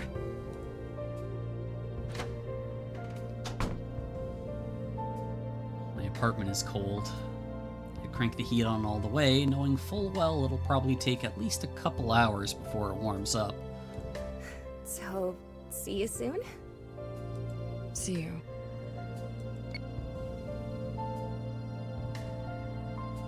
In the cold of my living room, I start mulling over Christmas gifts. Anything's a better distraction than thinking too much about the conversation with Haley. Fake relationship or not, I care about Millie. And the extent that I do is starting to feel undeniably real. I'll have to figure it out. I'll have to stamp down any hopes that she feels the same too.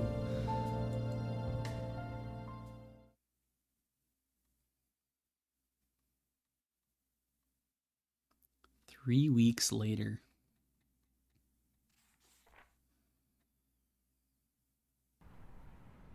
I woke up expecting a text from Millie telling me she was waiting to pick me up outside.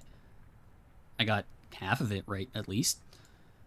Rather than enjoying the morning in the passenger seat of a heater-equipped car,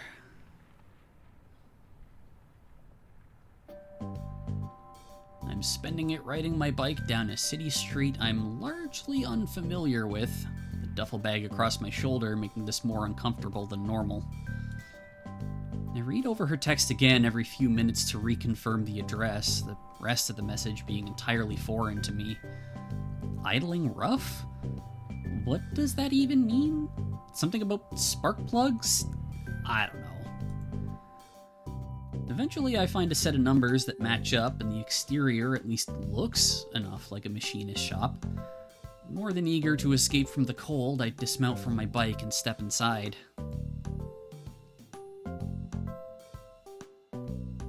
Junebug is a cute car. Cars is bugs! Cars is bugs.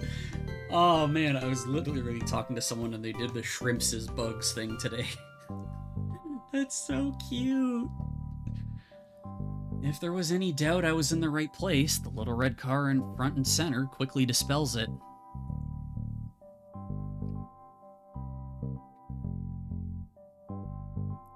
Millie spots me before I see her, ducking out from behind their car to greet me. Hey there! Sorry for making you meet me out here like this. No problem. It's not too bad out there right now. Junebug doing okay? I shoved my hands deep into my coat pockets, lest my shivering give that fib away. Millie beams at me before briefly turning her gaze to the car. She's just fine. Just being proactive to prevent another incident before it happens. You read my text, right? Read? Yes. Understood? No.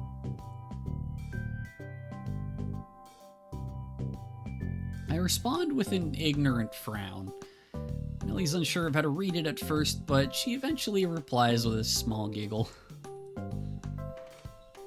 Audible movement from the back snaps her out of her smile, turning again to me with an almost apologetic expression. Oh, right. I should probably warn you.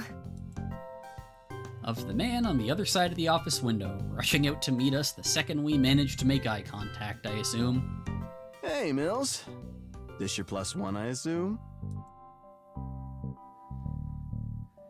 A deep sigh from his daughter before a forced smile and a small nod. His own grin is much more sincere in comparison. Glad to finally put a face to the... Wait. I know you, don't I?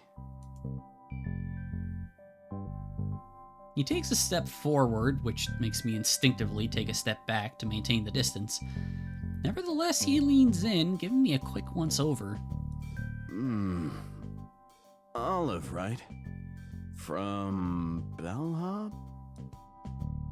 You got half of it right, at least. Bell House. But yeah, that's me. Good to see you again. He, on the other hand, seems fully confident in his feelings, pulling himself upright again with a boastful smile. Thought so. To think I was shaking your hand a few weeks ago. None the wiser. Mike gently taps Millie's arm with his elbow, an act which causes her to grimace. You and your twist endings, huh? Ever the writer. Oh my god.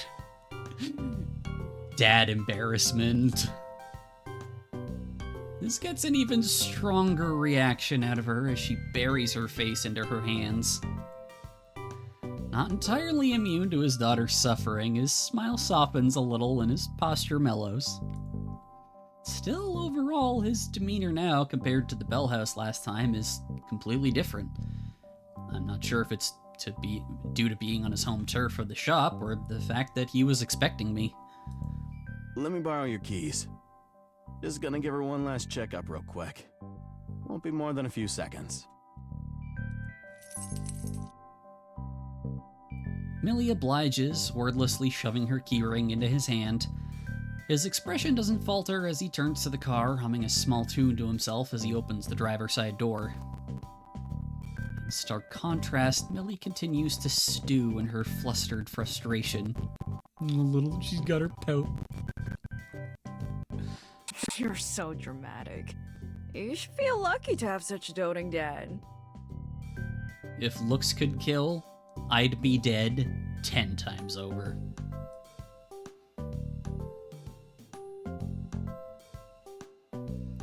The car starting to life is enough to finally pull Millie back into a normal standing position. After a few moments, Mike emerges from the car, poking his head over the roof. Sounds good to me. How about you? Perfect. I owe you one. Well, if you're offering. He cuts the engine and closes the door, tossing Millie her keys as he makes his way over to us again. Come on down and visit more often, okay? The house and the garage have both felt emptier without you lately. Millie hesitates to respond, instead playing with the keys in her hand. This is the first time all morning I've seen Mike's smile dampen. Things have been busy. Between finals and, my relationship. Sorry, I'll try and be better about it. Yeah, I know. I don't blame you or anything. I just swear I could still see little 7-year-old Millie around out of the corner of my eye sometimes. It's a bit too early for my phantom to be haunting you. He laughs through his nose. Guess I might have a problem then. He's all over the place nowadays. Out front playing in the snow, excitedly bouncing in place whenever a customer brings a red car in, playing pinball with Caprice on the old work computer whenever Charlie needed a sitter. You switched tenses. He sighs, setting his smile back in place afterwards. Guess I did. Am doing? Very funny. She rolls her eyes, but she's finally matching her dad's smile. No one says anything for a couple of seconds, in a moment that's equal parts serene and awkward. So, what's the plan? Are we just gonna meet up at your place this evening? Mike jumps to attention at my question, giving it serious thought once it actually registers. He tilts his head back and forth a few times before the answer seems to fall out of his brain. Digs into his pocket for another key, passing it to Millie. You two can go on ahead if you want. I've got some business to take care of here. And I was planning to do a grocery run on the way home. Are you sure? I don't mind killing time around town if you wanted to head back together. Nah, no sense suffering out in the cold on my account. Millie responds with an understanding nod. Satisfied with that, Mike turns his attention towards me instead. The guest room's a bit of a mess right now. I hate to ask, but are you gonna be good with the couch? Yeah, I'll be fine. Good to hear. I'll pile up a bunch of extra pillows and blankets for you at least. He gives a small thumbs up, signaling the end of the conversation. Or so I think, before a realization crosses his face and he turns to Millie again. Oh yeah, most probably hungry by now. Make sure his bowl is topped up, would you? Dog? Cat? Some sort of pet. Probably hungry. At this hour?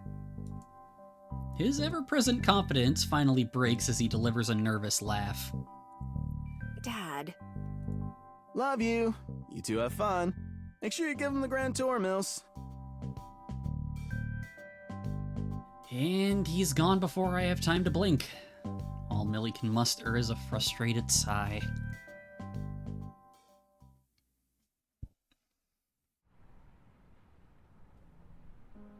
The leisurely drive out of the city and into the suburbs was, as ever with Millie, a calm experience. I think I'm starting to enjoy our trips in her little car. As she pulls the handbrake up, I get out and retrieve the luggage while she fusses around in the driver's seat. Popping the trunk open, I drag out my modest duffel bag and swing it over my shoulder before hauling out Millie's suitcase too. Oh. Millie rushes out of the car to assist me, arriving just before the weight of her luggage can tip me over. Sorry, I should have packed more economically. Ugh. She grabs me by the arm and lugs both me and her suitcase off the road and into the front yard. I'm such a mess right now. Stressed? No, I'm fine. There's just... She clasps her hands together as if to dissipate her frazzled energy. so much family to think about. You know, full house and all. There's the cloud that's been hanging over this entire holiday. This morning's diversion did an okay job at distracting me from it in the moment, but it had to come back around sooner or later. Millie's slumped shoulders and heavy sigh agree with me. At least being out here alone for a day will give us both some breathing space. Eager to focus on literally anything else, my gaze turns to my home for the next few days. I guess Millie's dad managed to stay in an alright area at the cost of his commute. Compared to the houses on either side, all that's to be seen regarding the season is a Christmas tree visible through the window and a simple string of lights. Still, something about the simplicity is charming. Given how far out of town this is, it made sense to bunk with Millie for a couple nights rather than have her drive in and out to pick me up each day. What's even more charming, however, is the allure of getting inside and out of the cold. I turn back to Millie, who's managing her luggage. I can take that for you. No, you can't. I just watched you try. Shut down. She picks up both my duffel bag and her suitcase like it's nothing, smiling sweetly as she passes me on her way to the front door. The effort is appreciated, though. Oh. Okay, then. Millie places my bag down to fetch the keys from her coat. I grab at my bag while she opens the door, determined to at the very least carry my own weight. We finally step inside, and I do my part by closing the door behind us. Millie sets her luggage down as gently as she's able before briefly turning to me to make sure I'm managing okay. Kitty! Ah! This is a screamy baby. Millie's expression, usually relaxed and warm, shoots up and her smile widens tenfold in a way that I've only seen when talking shop over writing. Oh my god, he's so fat! I love him! Mr. Mo is here. She spins around quickly to meet the source of the sound. What can be best described as a sentient orb of cat with cat ears waddles out of the kitchen area.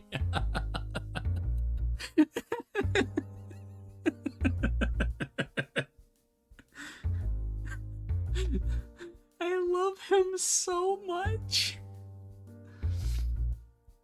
Looks like bread, friend-shaped. Sentient orb with cat ears. Oh my god, I'm dying. Their eyes meet, and Millie bends down and scoops him up as he approaches, struggling more with him than the baggage she was hauling around moments ago. Fat cat. Oh, I missed you, buddy. Jeez, Dad hasn't even been trying to make you follow that diet, huh? Fat cat. Hey, you gonna introduce me? Millie turns to me, cat still cradled in her arms. Olive, meet Mr. Mo. There's a cat under all that flab somewhere, I promise. She says, freeing one of her hands momentarily to affectionately pat his head. I wanted to bring him with me when Caprice and I moved out for college, but our apartment doesn't allow pets. Looks like Dad's been spoiling him silly while I've been gone. Nice to meet you, Mr. Mo. Aw, Olive, that's so cute. Kitty. Okay, put the fat boy down. Millie sets him down gently as he begins to fuss in her arms. He approaches me, giving my leg a couple quick sniffs before sauntering away to the couch. He likes you! Yeah! I can't imagine how she managed to gather that from our interaction. Anyway, let's start getting settled in. Do you want to store your things in my room for now?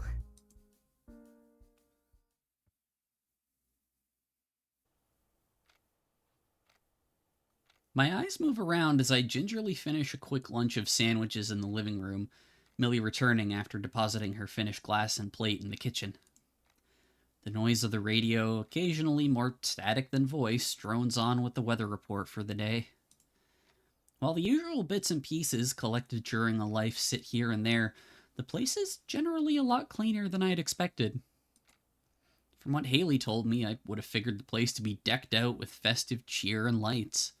Maybe that's why they're there a couple of days early.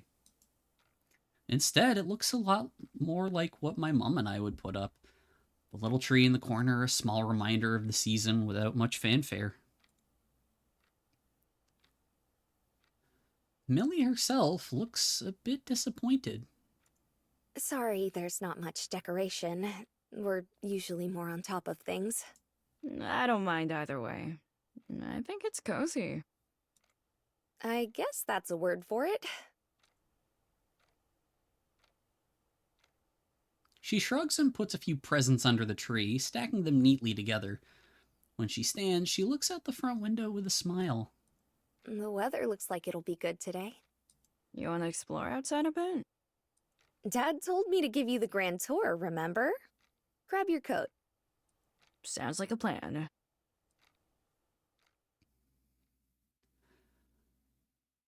Chat, I would die for Mr. Mo. Trudging through the snow, I quietly follow Millie's lead as we walk. The expedition is a welcome distraction from the morning's events for her. Now that I have a better lay of the land, I can see that the Clark house is right in the outskirts of the suburb itself. Having struck outwards from the houses behind us, we now walk along the winding train tracks. Perhaps unsurprisingly, the weather report ended up being wrong. While the snowfall isn't bad enough to turn back, the two of us not being that far from the house anyway, it's difficult to see far. It feels all that much more alone out here. So where are we headed? Just to the bridge, the one we drove over on the way here. Guessing you used to come here often? She gives a nod. We'd walk out here on the way to the convenience store sometimes. Not many other places to go around here without driving into the city. Most of the time, it was more of a matter of me bringing Mom out while Dad was at work during the day. Hey, this is a bit of a shot in the dark, but did you ever have a train set or something similar growing up? Kind of. These tracks making you nostalgic? Maybe a little. It's just something small that sprang to mind. She gives a small nod to the side, guiding my gaze to the train tracks on the other side of the railing. Dad had one he kept around. He actually left a few tracks and cars behind when he left. I was never allowed to play with it before then, but it was fun when I could. It's probably still in an old cardboard box somewhere at my mom's. Sorry. Sounds like it was more of a collection than a toy for you. I think so. Yeah. For me, I just like to watch them go by. I'm about to ask what she means, if she had an electric set or something, but the sound behind me interrupts me before I can start.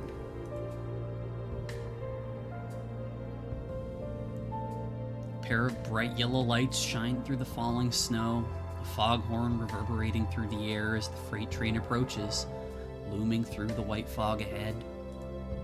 Welcome to my childhood train set. That's so cute. As the bridge As the bridge beneath us begins to shake, I find my grip on the railing tightening. Millie, on the other hand, is practically leaning over it entirely. I'd never really appreciated just how giant they actually are until being this close to one as it's moving. I'm winded as the machine rumbles by, the clattering of the rails and carriages filling my ears. Millie looks on with an expression of childlike excitement. I'm sure no different to the face she'd had at the same scene 10 years or more past. I can't help but smile at the earnest sense of wonder she's managed to keep hold of into adulthood. Carriage after carriage passes us, Millie's eyes never tearing from the sight. This really is a train set for her, though far larger than the one I'd had.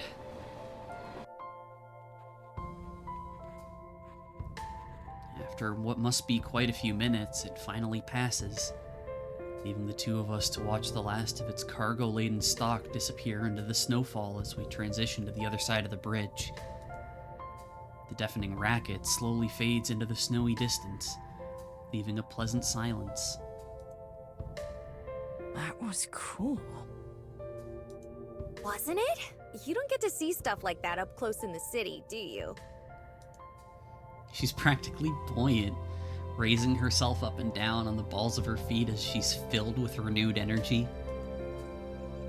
As she settles down, Millie's excitement turns to a warm smile across her face. Good to know that if we're ever tight on cash, I can just take you train spotting for a day. She gives me a gentle push, laughing as she does so.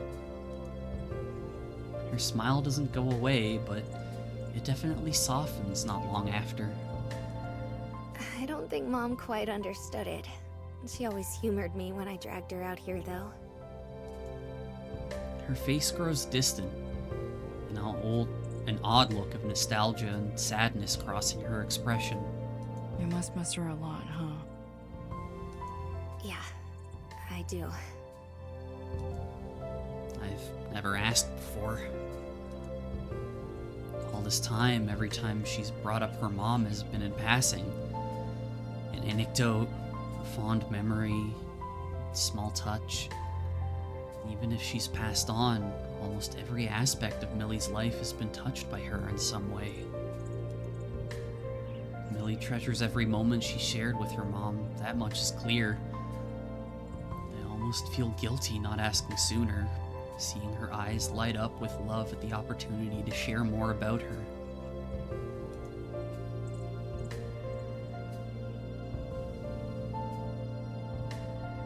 I slow my walking, turning towards the lake. Millie stands at my side, exhaling a long breath of fog into the air. What was she like? She was gentle. Very quiet, too. Even as a child, I noticed that. She loved books, taking walks. She kept a journal. Several, actually. I remember her handwriting was so pretty. I would ask her to write my name for me, over and over, so I could practice it. It sounds like you were pretty similar. She gives a smile of appreciation at the sentiment, but there's an insincerity to it. I don't know. I don't think I resemble her very much. If I did, I think I'd be... sorry, I don't mean to be a downer. Something shifts in Millie, like she snaps out of her head. She turns to me, giving me the same kind of easygoing grin she would use all the time in writing club. Huh? I asked. We should get moving before it gets too cold. Quashing down any lingering feelings, Millie doesn't wait for me to agree. She thrusts her hands into her pockets and shakes her head. I want to ask more, or at least give her space to talk if she'd like to. I have to remember I'm just a friend, not a partner, not involved more than I have to be. I wonder if she feels the need to keep up her act in front of me because of that. The two of us begin the long walk back to her house, me jogging slightly to catch up to her. Neither of us say much, save for some pleasant small talk. I can only hope, probably fruitlessly, that tomorrow is just as calm.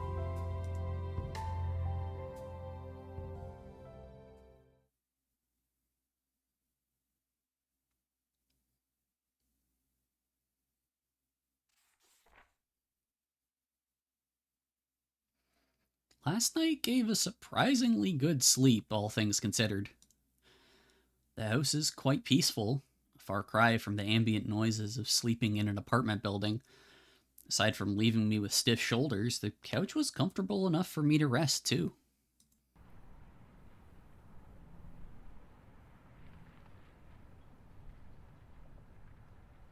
After a quick stretch, I reach for my glasses, officially ready to start the day.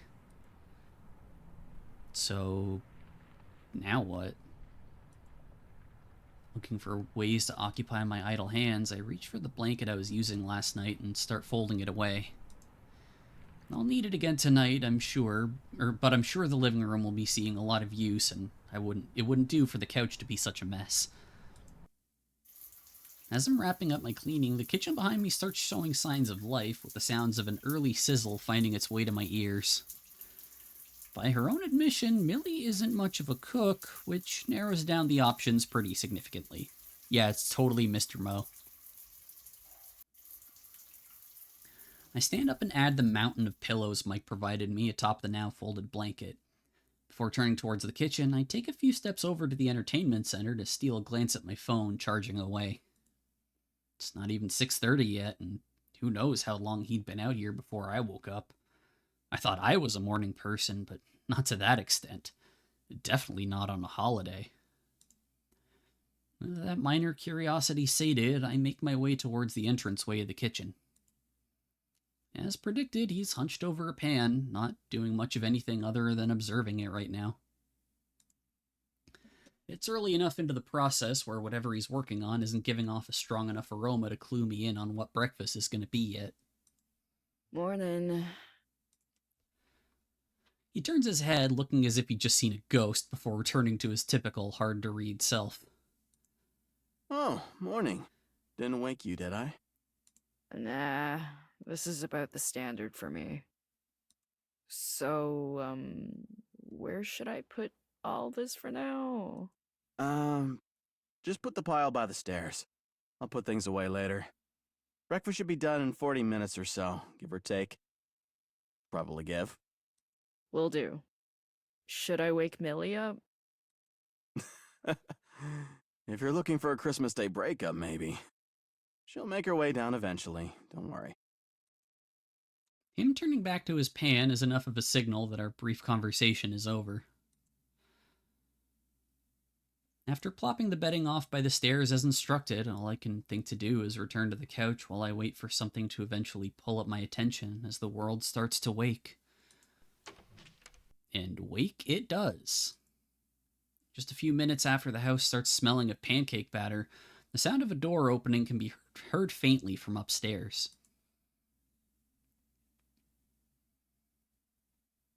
Aw, she's in her jammies. Followed by a massive yawn, a loud meow, and then finally the dragging of feet down the steps. She got little paw print jammies. They're cute. Dad, it's barely 7. I let you sleep in. Happy holidays. Yeah, Millie's like, I think Millie is kind of like me. She'll sleep in like as late as you'll let her.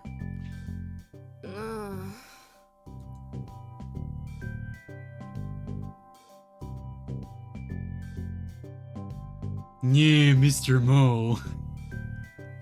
His laughs from the kitchen drown out any further mumblings from her as she collapses beside me on the couch, her bedtime partner instead choosing to patter his way to Mike's side.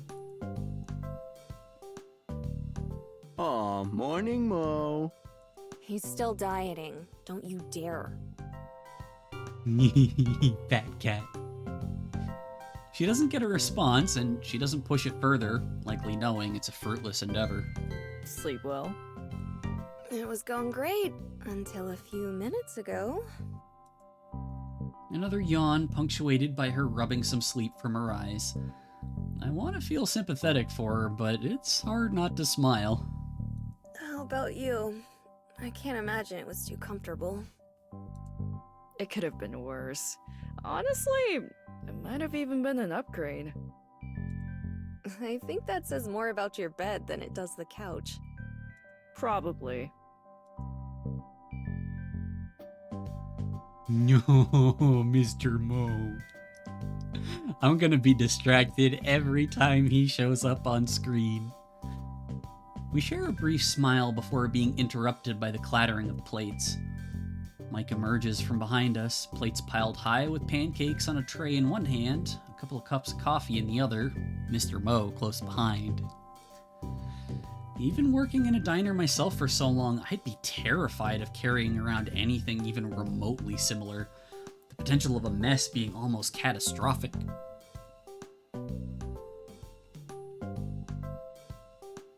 The tray finds its way safely to the table before us, with the coffee soon after, hardly a drop out of place. If you don't take your coffee black, just let me know and I can bring out some sweetener. Black works fine for me. Thank you. Sort of figured it would. You seem like the type. I have no idea what the implication is there, or if it's supposed to be a compliment. The fact that Millie's cup is an equal shade of dark probably means this isn't an insult, though. Millie wastes no time in taking her first sip, desperate for some help with shaking herself awake. With his hands emptied, Mike brushes them together to signify a job well done and turns to make his way back to the kitchen. Are you not having anything? We could eat together. Nah, dinner's gonna be an all-day project, I fear. You two enjoy yourselves, though. And with that, he's gone. Millie responds with a sigh before turning the TV on for some white noise and then picking up her plate. I wish you'd slow down at least a little. Considering the gravity of the situation, I can't help but feel it's exactly because of everything going on that he must be trying so hard. The only reason we're here early is to help out with the festivities, after all. Still, that wouldn't be a very helpful reply, so I keep it to myself, and we enjoy our breakfast together.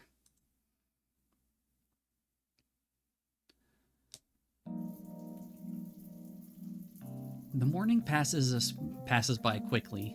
Between wrapping presents together and running to and from the store to grab ingredients for Mike's dinner recipes, the amount of last-minute preparation is more than enough to keep us busy. As late afternoon sneaks up on us, we eventually find a break to return where we started the day, side by side on the couch, Mr. Mo napping comfortably on Millie's lap. Well, she's not getting up anytime soon. It's mostly silent now, only noises being some faint radio program that Mike's listening to in the kitchen and the sound of cooking. It's inevitable that eyes start to wander, with mine eventually resting on the numerous shelves underneath the stairs. More pictures line them than I can count, Mike absent from most of them. Him being camera shy seems like the best explanation there. Grand majority of the photos feature Millie at various ages. Another woman can be spotted in several as well. Her red hair still easy to spot even as the pictures she's in have otherwise begun to fade. I wish you could have met her. I've been caught staring. Me too. Seemingly given consent to continue my snooping, my eyes return to the shelves. Millie's mom is almost never alone. 9 out of 10 pictures pairing her with her daughter, with everything from formal family photos to playing together in the park. She seems like a really special person. Mm-hmm. She's a few degrees quieter than before. Not entirely sure if it's due to her trying to pull memories from the back of her mind or simply wanting to keep the conversation out of her dad's ears. Probably a mix of the two. Remember when I gave you a tour of the apartment and you started poking around my room? It wasn't poking. Oh no, it was. Anyway, that old journal in there? It was hers. Well, ours. She leans back further into the couch, slow enough to not stir Mo. Back when she knew what was coming, she started filling it front to back with things she wanted to say to me. Recipes, messages for every milestone you could think of, countless pages of advice. We'd fill in some pages together, with me asking questions and her answering them the best she could. That's the kind of person she was. I sink back into the couch as well to try and meet her eyesight better. I feel like I'm somewhere I'm not supposed to be even hearing about its existence. She was so thorough about it, too. She had an answer to almost everything. Holding on to what's important, how to be there for someone, dealing with stress, what to do if Dad remarries. She was already quiet, but that barely even registered as a whisper. I wish I had more to say in response to that, but what else can even be said?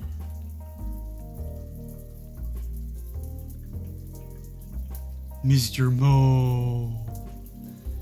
She gives Mr. Mo a couple gentle taps, prompting him to crawl off her and into the space between us. With her newfound freedom, Millie stands up to grab a picture from the shelf before returning to my side. Millie's and Caprice's moms, both smiling as wide as they're able, babies cradled in their arms. That one was left blank. I guess she lost her nerves. Did she run out of time? I don't know. Maybe. She strokes the frame a bit with her thumb, slowly and thoughtfully. Things were so easy before all this. For all of us. Dang it! You were having a moment. Also, because Mr. Mo was there, it really was a moment.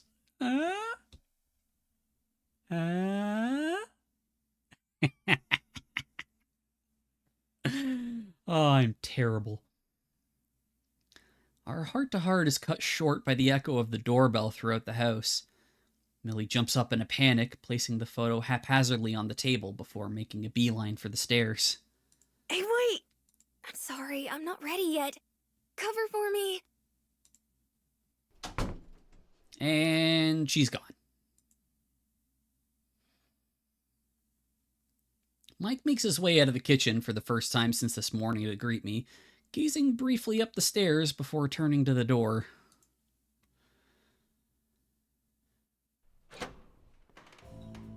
Mike takes the lead, twisting the doorknob, revealing Caprice and her mother on the other side.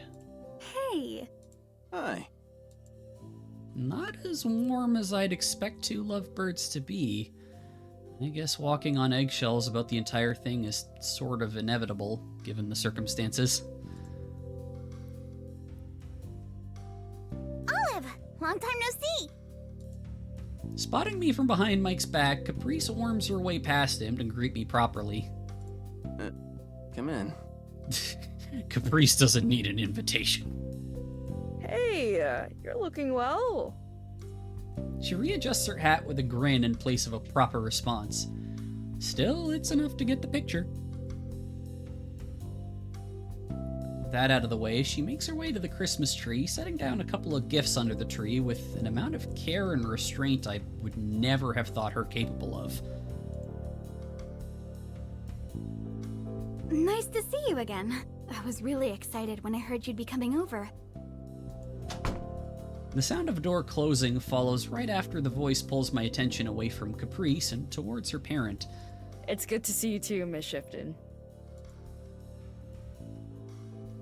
A grimace, and not from me for once. Thankfully, her smile returns not long after. Charlie works fine. Looks like Millie's picked out someone just as formal as she is. That kinda sounds pointed. Speaking of which, where is she? Caprice joins in on our little circle forming around the front door after giving the living room a quick scan for her friend. Mike and I answer by turning our eyes up the stairs. I'll go get her. Oh no. That's the first thing I expected and the last thing I wanted to hear. Let's just hang down here a bit. Give her a minute, okay? But At least her mom has, like, some level-headedness. It'll be fine. You wanna help me finish up some things in the kitchen in the meantime, Caprice? yeah, okay. I'm stunned at how expertly they diffused that situation before it even had a chance to ignite. I'd never say as much in front of Millie, but early impressions show they make a good pair. I should count my blessings. I don't know how well I'd be able to cover for her, let alone against Caprice's energy, so it's a relief that I didn't have to in the first place.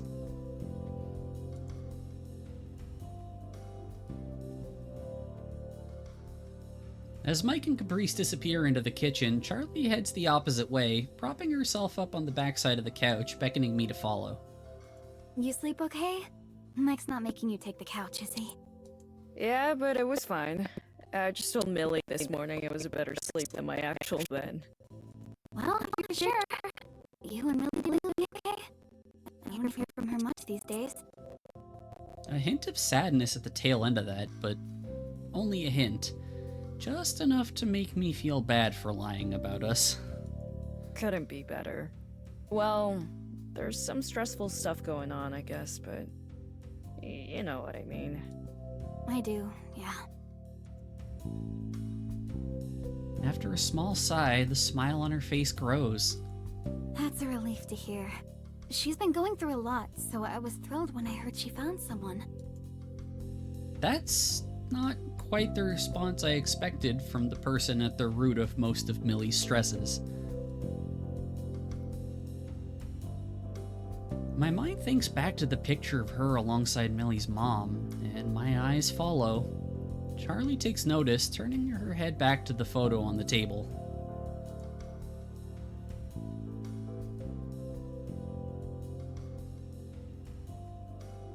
Without a word, she props herself up and circles around the couch, picking the photo frame up with the utmost care. Mr. Mo! Mo finally takes notice of her presence, hopping off his resting place and rubbing himself fondly across her leg briefly before making his way back into the kitchen. Fat fuck, he's looking for more food. I love him. Someone's been reminiscing?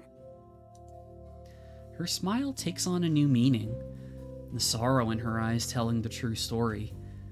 She brushes slowly at the edge of the frame with her thumb, mirroring Millie's movements almost exactly. Were you too close?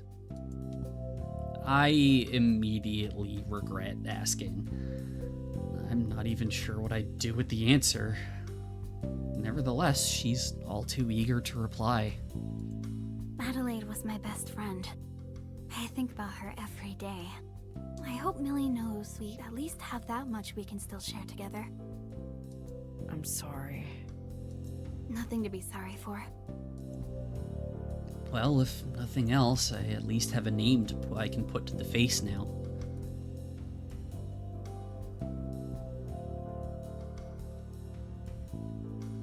Charlie returns the picture to its rightful place, fiddling with the angle a few times before being satisfied enough to walk away and return to the back of the couch.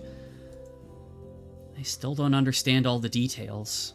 The entire marriage is one giant blur, but it's hard to believe there's even an ounce of malice intended here. It'd be a lot easier if there was. Dinner's done! Caprice's shout gets a small jump out of me, while Charlie is entirely unfazed. Charlie and I return to the kitchen entrance, meeting up once again with Mike and Caprice. You managed to keep him from burning the house down, it looks like. They should have just let Olive cook. If he was gonna do that, it would have already happened. I was just stuck with setting the table. Mood. Just a joke. It smells great, Mike. As always, don't get your hopes up. I haven't been practicing much since Millie moved out. One of these days, we're going to get you to accept a compliment. You gotta get one of those spray bottles. If you ever figure out how, let me know. I've been trying for about 21 years now.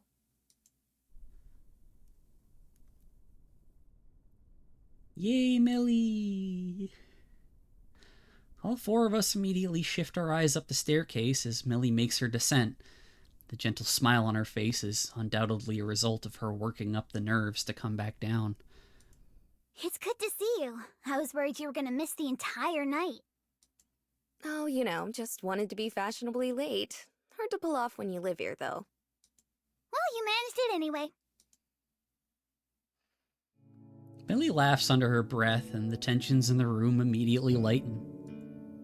It's hard to tell if things are really okay, but if the both of them are putting in the effort, this night might turn out okay after all.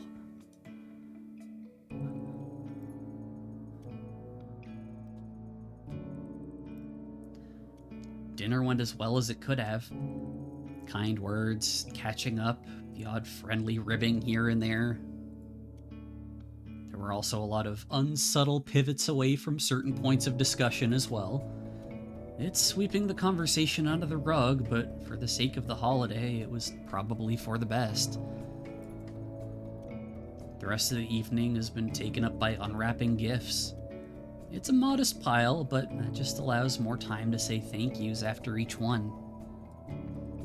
Millie gifts me a countertop rice cooker, just big enough for a couple cups, likely due to my recent complaining that mine broke a while back. In return, I managed to find a hardcover copy of one of her favorite novels after learning she likes to collect special editions of her favorites. Awkward as it is, no one seems to notice or comment on how the most we'll do after a gift is a pat in the back or a hug. Our individual piles start to grow as the one under the tree continues to shrink. In the end, all that remains is a thin, medium-sized rectangle. From Caprice to Millie. Mike passes it up to her before resuming his place, standing at the edge of the couch next to Charlie. She absent-mindedly tears away at the wrapping as Caprice starts to slowly lean in to watch. Curiosity gets the better of me, and I follow her lead. Millie's smile drops. Caprice, what is... Charlie and Mike circle around to take a peek. They both seem just as shocked as Millie.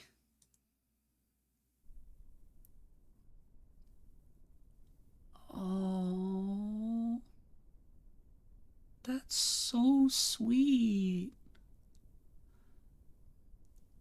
She tears away the rest of the paper. The gift fully realizes itself as a painting of Millie's mom. I'm not an artist by any stretch, but even I'm impressed by the quality of it, even if I'm sure that's not the reason why everyone else in the room looks so stunned. I was originally gonna do it myself. I had been working on it for months, but it just wasn't where I wanted it to be, and I needed it to be perfect. Eileen's the best in the biz when it comes to painting people. I know you still miss her a lot, so I wanted to get you this. Something brand new of her, like a new memory of her, sorta. Caprice speaks softly, the sincerity plain in her voice. That just makes the accompanying silence that much more painful. I thought maybe we could hang it up somewhere, together.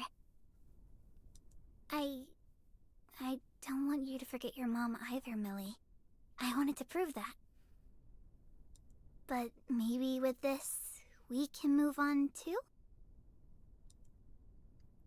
Time passes in total silence. Everyone waiting for any sort of response. Ring is missing. Oh, come on, Millie. Oh, this is where I want to just, like, minimize the window, walk away for a bit. Oh, no. Huh? Her wedding ring. God damn it. Oh, well, that's not a big deal, I'm sure. A bad response. Not a big deal. It's part of who she was. Oh no. Millie closes her eyes, transparently to push back some form of frustration while the rest of us look on. Look, I appreciate it, but I can't accept this. I'm sorry. Huh? Hey, come on. Eileen only agreed to help with this because it was for you. People care about you, you know? Caprice attempts to playfully keep the mood up, but her voice doesn't match her face. Her smile is strained and Millie avoids her gaze completely. I don't need your club to look after me. Well, one of them has to. Millie's expression warps from its previously confused, hard-to-read state into one of anger, staring daggers into Caprice. Caprice, hey. Charlie's weak attempt at talking down her daughter has an undertone of resignation. It's too late to put this back in its box, and everyone knows it. You surround yourself with negative people and experiences, and then wonder why you feel so down in the dumps. Oh no. Oh no. You aren't stupid. You know the club stuff isn't what this is about. I have no idea what this is about. You never try to explain anything, and when we do finally get you to open up, it's all a big contradictory mess. The volume continues to rise, even through clenched teeth. They're both close to breaking, and I'm dreading finding out which one cracks first. Olive, this is where you say, okay, Millie, we're gonna go into another room for a few minutes. Oh, I just don't want Mom to be forgotten. Oh, I don't want this reminder of Mom because of some dumb ring. Oh, Caprice, no. If it's so dumb, then why are we all making such a big deal about your mom having one now?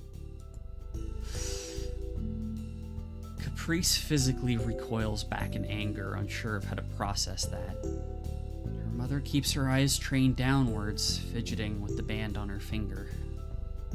How can you even say that with a straight face? What's your problem? Oh, sorry. Guess it's only dumb when it's important to me. Lesson learned. Mom and I love you. I just want you to talk to us. And I just want you both out of my life!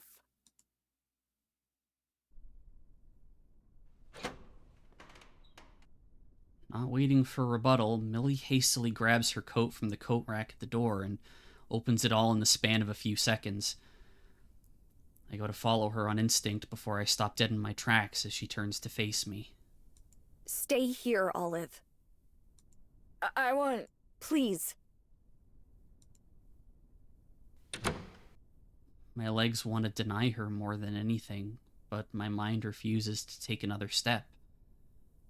As the door slams behind her, my heart shatters. Turning my attention back to the couch reveals a totally different scene than the one that was there just moments ago. Charlie slumps forward, her face buried deep in her hands. Oh, Aid. Mike places a hand on one of her shoulders, giving it a supportive shake. He gently picks up the piece of art that unraveled everyone's best intentions for the night. It's a beautiful painting, Caprice. Thank you. Wordlessly, Caprice stands and leaves the room, slamming the door to the guest room behind her.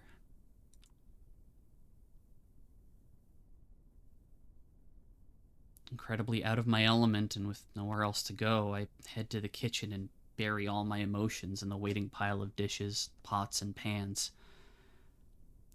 As I clean, I feel my face getting hotter and tears prick at my eyes. I should have said something. I should have done something. I should have followed her. I should have done anything instead of just standing there.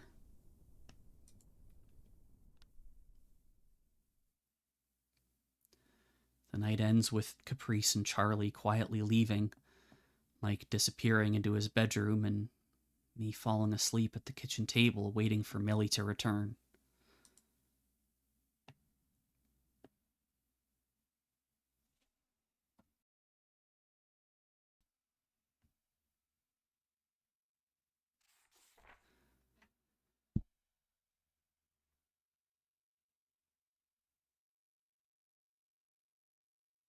Bright lights on my closed eyes are enough to shock me awake from my sleep at the table. Groggily, I rub my eyes, then attempt to shield them from the brightness, my neck so stiff from the awkward pose I can barely bend it. What time is it?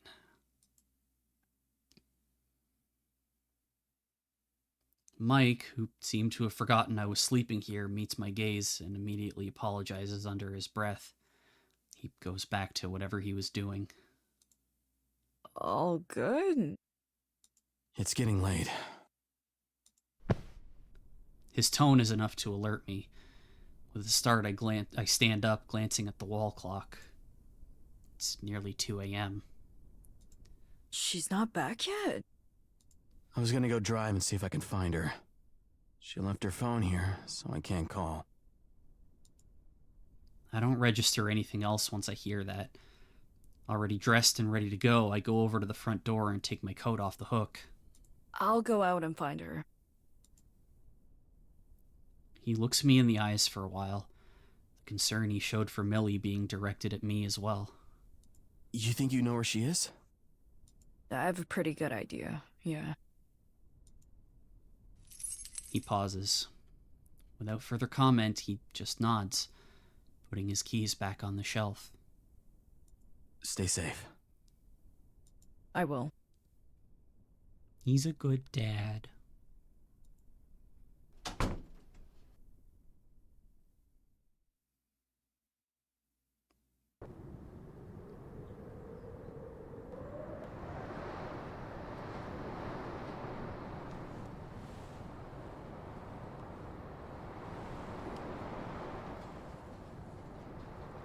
Striding up the long road, it looks like I was right on the money. Millie stands on the bridge, arms on the railing, and a beer can in hand. A few more sit in a bag beside her, a couple already empty.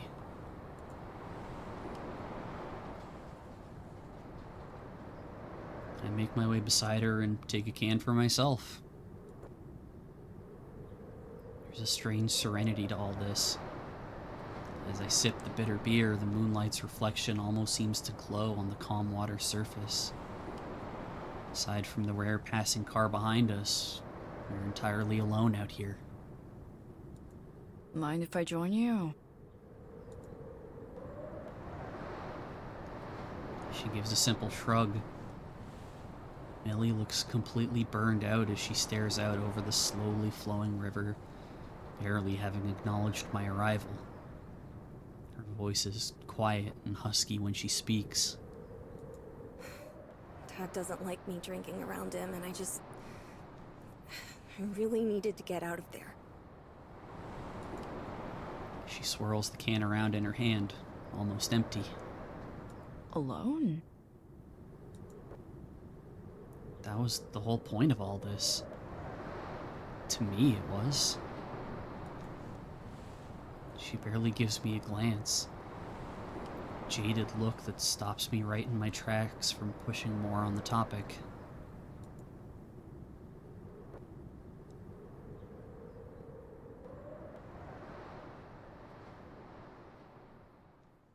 The two of us stand in silence for a while as the snow begins falling.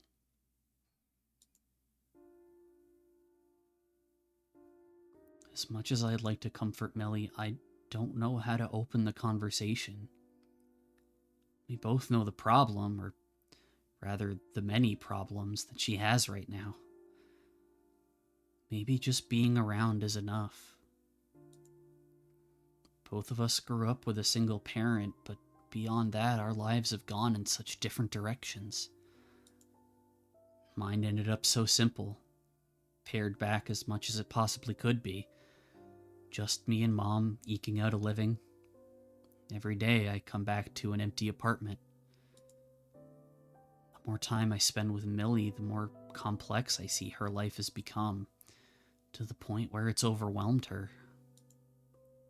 From her club disintegrating beneath her, to losing her mom, to the wedding and Caprice's reaction to it, the two losing the friendship they once had. I might want to help Millie untangle the vines constricting around her, but I don't know where to start.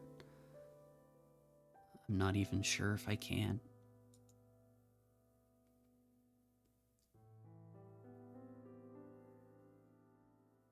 The two of us drink, alone together on the bridge between her old life and the new.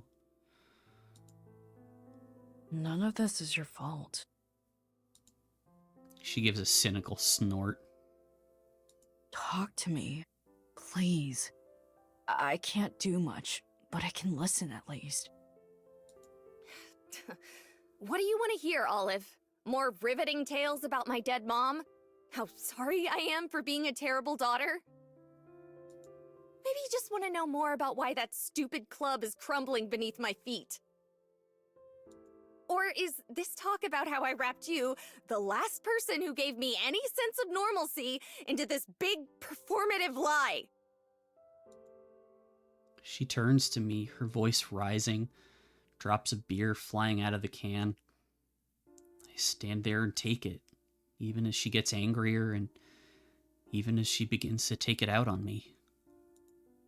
Let's get it all out there! After all, everything is Millie's fault. She's the bad guy. Why can't she just accept things as they... She catches herself, stopping to stare at me as I look back in stoic silence. The regret on her face is clear. I'm sorry. Millie cradles her head in her hands and leans back into the railing. It reminds me of a scared child hiding from a storm. I'm so sorry. It's all just... It's so hard. I know it is. You must hate me now. Just like everyone else. I don't. You regret spending Christmas here at least. I don't feel that way either. I just want to listen, Millie. Where do I even begin? Caprice seems like a good start. Millie's face sours. She's so... I don't understand why she... Ever the writer, Millie edits herself in real time, searching for the right words. She treats everything like some childish rivalry between us. I'm desperately trying to hold my life together, but does she care? It's honestly hard to tell, because it's always about Caprice, what Caprice wants. She pulls everyone around her into her orbit, whether they like it or not. So, I do my best with it. It doesn't matter how much bending or verbal acrobatics it takes, I will always try to solve things delicately. There she is, thrashing around like a bull in a china shop, undoing the peace and normalcy people build for themselves. Once she gets excited, it's as if people's feelings don't even matter. Join the art club! Who cares if there's already a perfectly good one? Let me use the booth for your club! Oh, what do you know? Looks like we're gonna be family! She chucks her beer can off the bridge, lands in the water with a subdued and muted plop. Her breathing is heavy as she glares into the foggy distance. Do you hate her? I love her! She looks back to me. Tears begin streaming down her face. I love Caprice. I always have. She's my sister. Millie throws herself into me, clutching me as tight as she can. Her sobbing is loud and painful, echoing down the bridge. I hate this. Why can't everything go back to the way it was? I don't need our parents to be married for us to be family. I don't want a replacement for what I've lost. Why won't they understand that? As awful as I feel, I remain silent. So many words come to mind. Condolences, assurances. All of them feel unnatural and forced, and so none of them fill the air. I wish so badly I could give Millie the peace she deserves and the happiness to pursue it. But the stark truth that I'm forced to face as my coat dampens with her tears is that I can't. There's nothing I can offer. Only useless platitudes. I'm unequipped. Out of my depth. So with the absence of any answers, I return the hug and hold her tight until eventually, mercifully, the trembling stops. I might not be able to fix everything, but I still want to help. I just want her to be happy, no matter what it takes.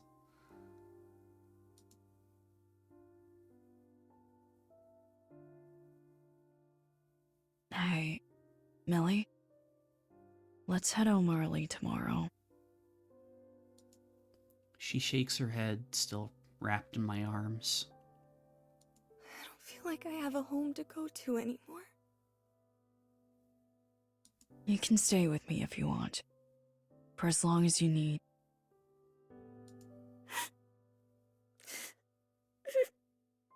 I think I love you, Olive. Words we've said to each other before, in front of others to keep up our convenient lie. Now, though, with no one to hear them but me, they sound totally different. My heart feels full to the brim and broken in two. I find it hard to piece together the right response, or if there's even a right thing to say at all in this moment.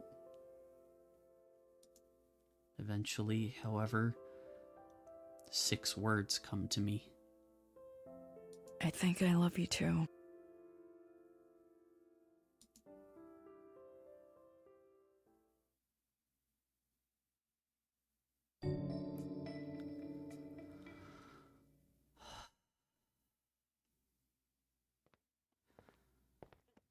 Hi, Suzume. Welcome to Millie. Yeah. I think I'm gonna save.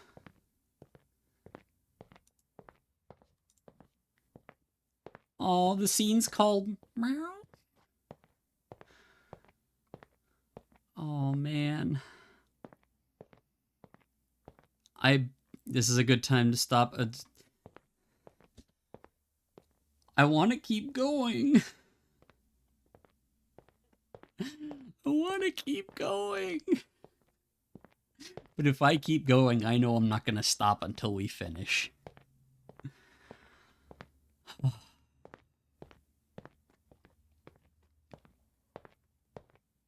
That was heartbreaking. Oh Millie, you sweet bean.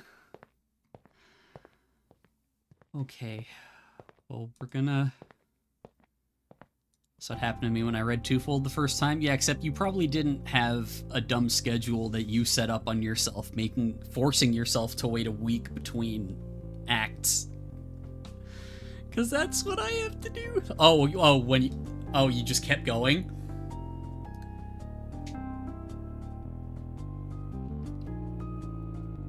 My throat started to hurt when I read the useless platitudes line. Girl, same. I was like feeling like I couldn't keep reading because it was just, I felt so bad. Like I wanted to go and give them both a hug. Oh, that's really sweet, Sam.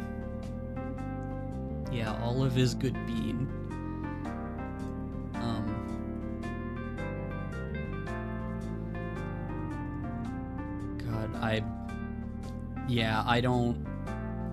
I don't feel right doing a raid after something like really emotionally charged like that. So if you go chill with any other streamers tonight, you know, just I hope you enjoy what they're doing, and I hope that they have a good night too.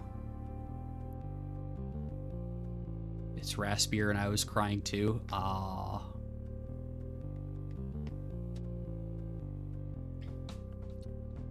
I can see why. I have trouble letting it out like that. I'm out here voice acting when I play VNs. I do as well. Like I've been trying to do like a lower voice, like when I'm reading Olive's inner thoughts and stuff, and when there's like other characters that aren't voices, I'll do the voice for them as well. Actually, my voice is kind of sounding a little raspier than usual, I think. It's because of that. Final Fantasy streams I do every week are a good example of that. There's some shit there, but with, you know, a lot of the studio Alon VNs, you know, most of them are voiced, so it's a lot less to do there. But I have a hard time emoting outwardly, so like I don't cry at things that other people would be crying at. If I didn't have that issue, I probably would have been sobbing as hard as Millie was.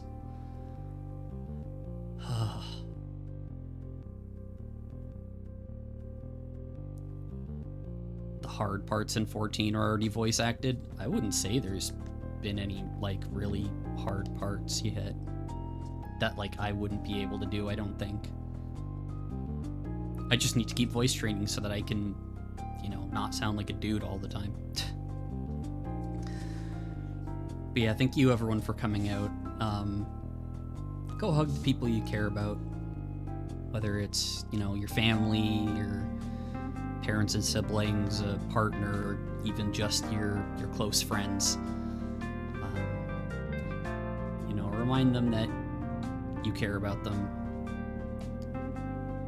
And I'll see you guys later this week.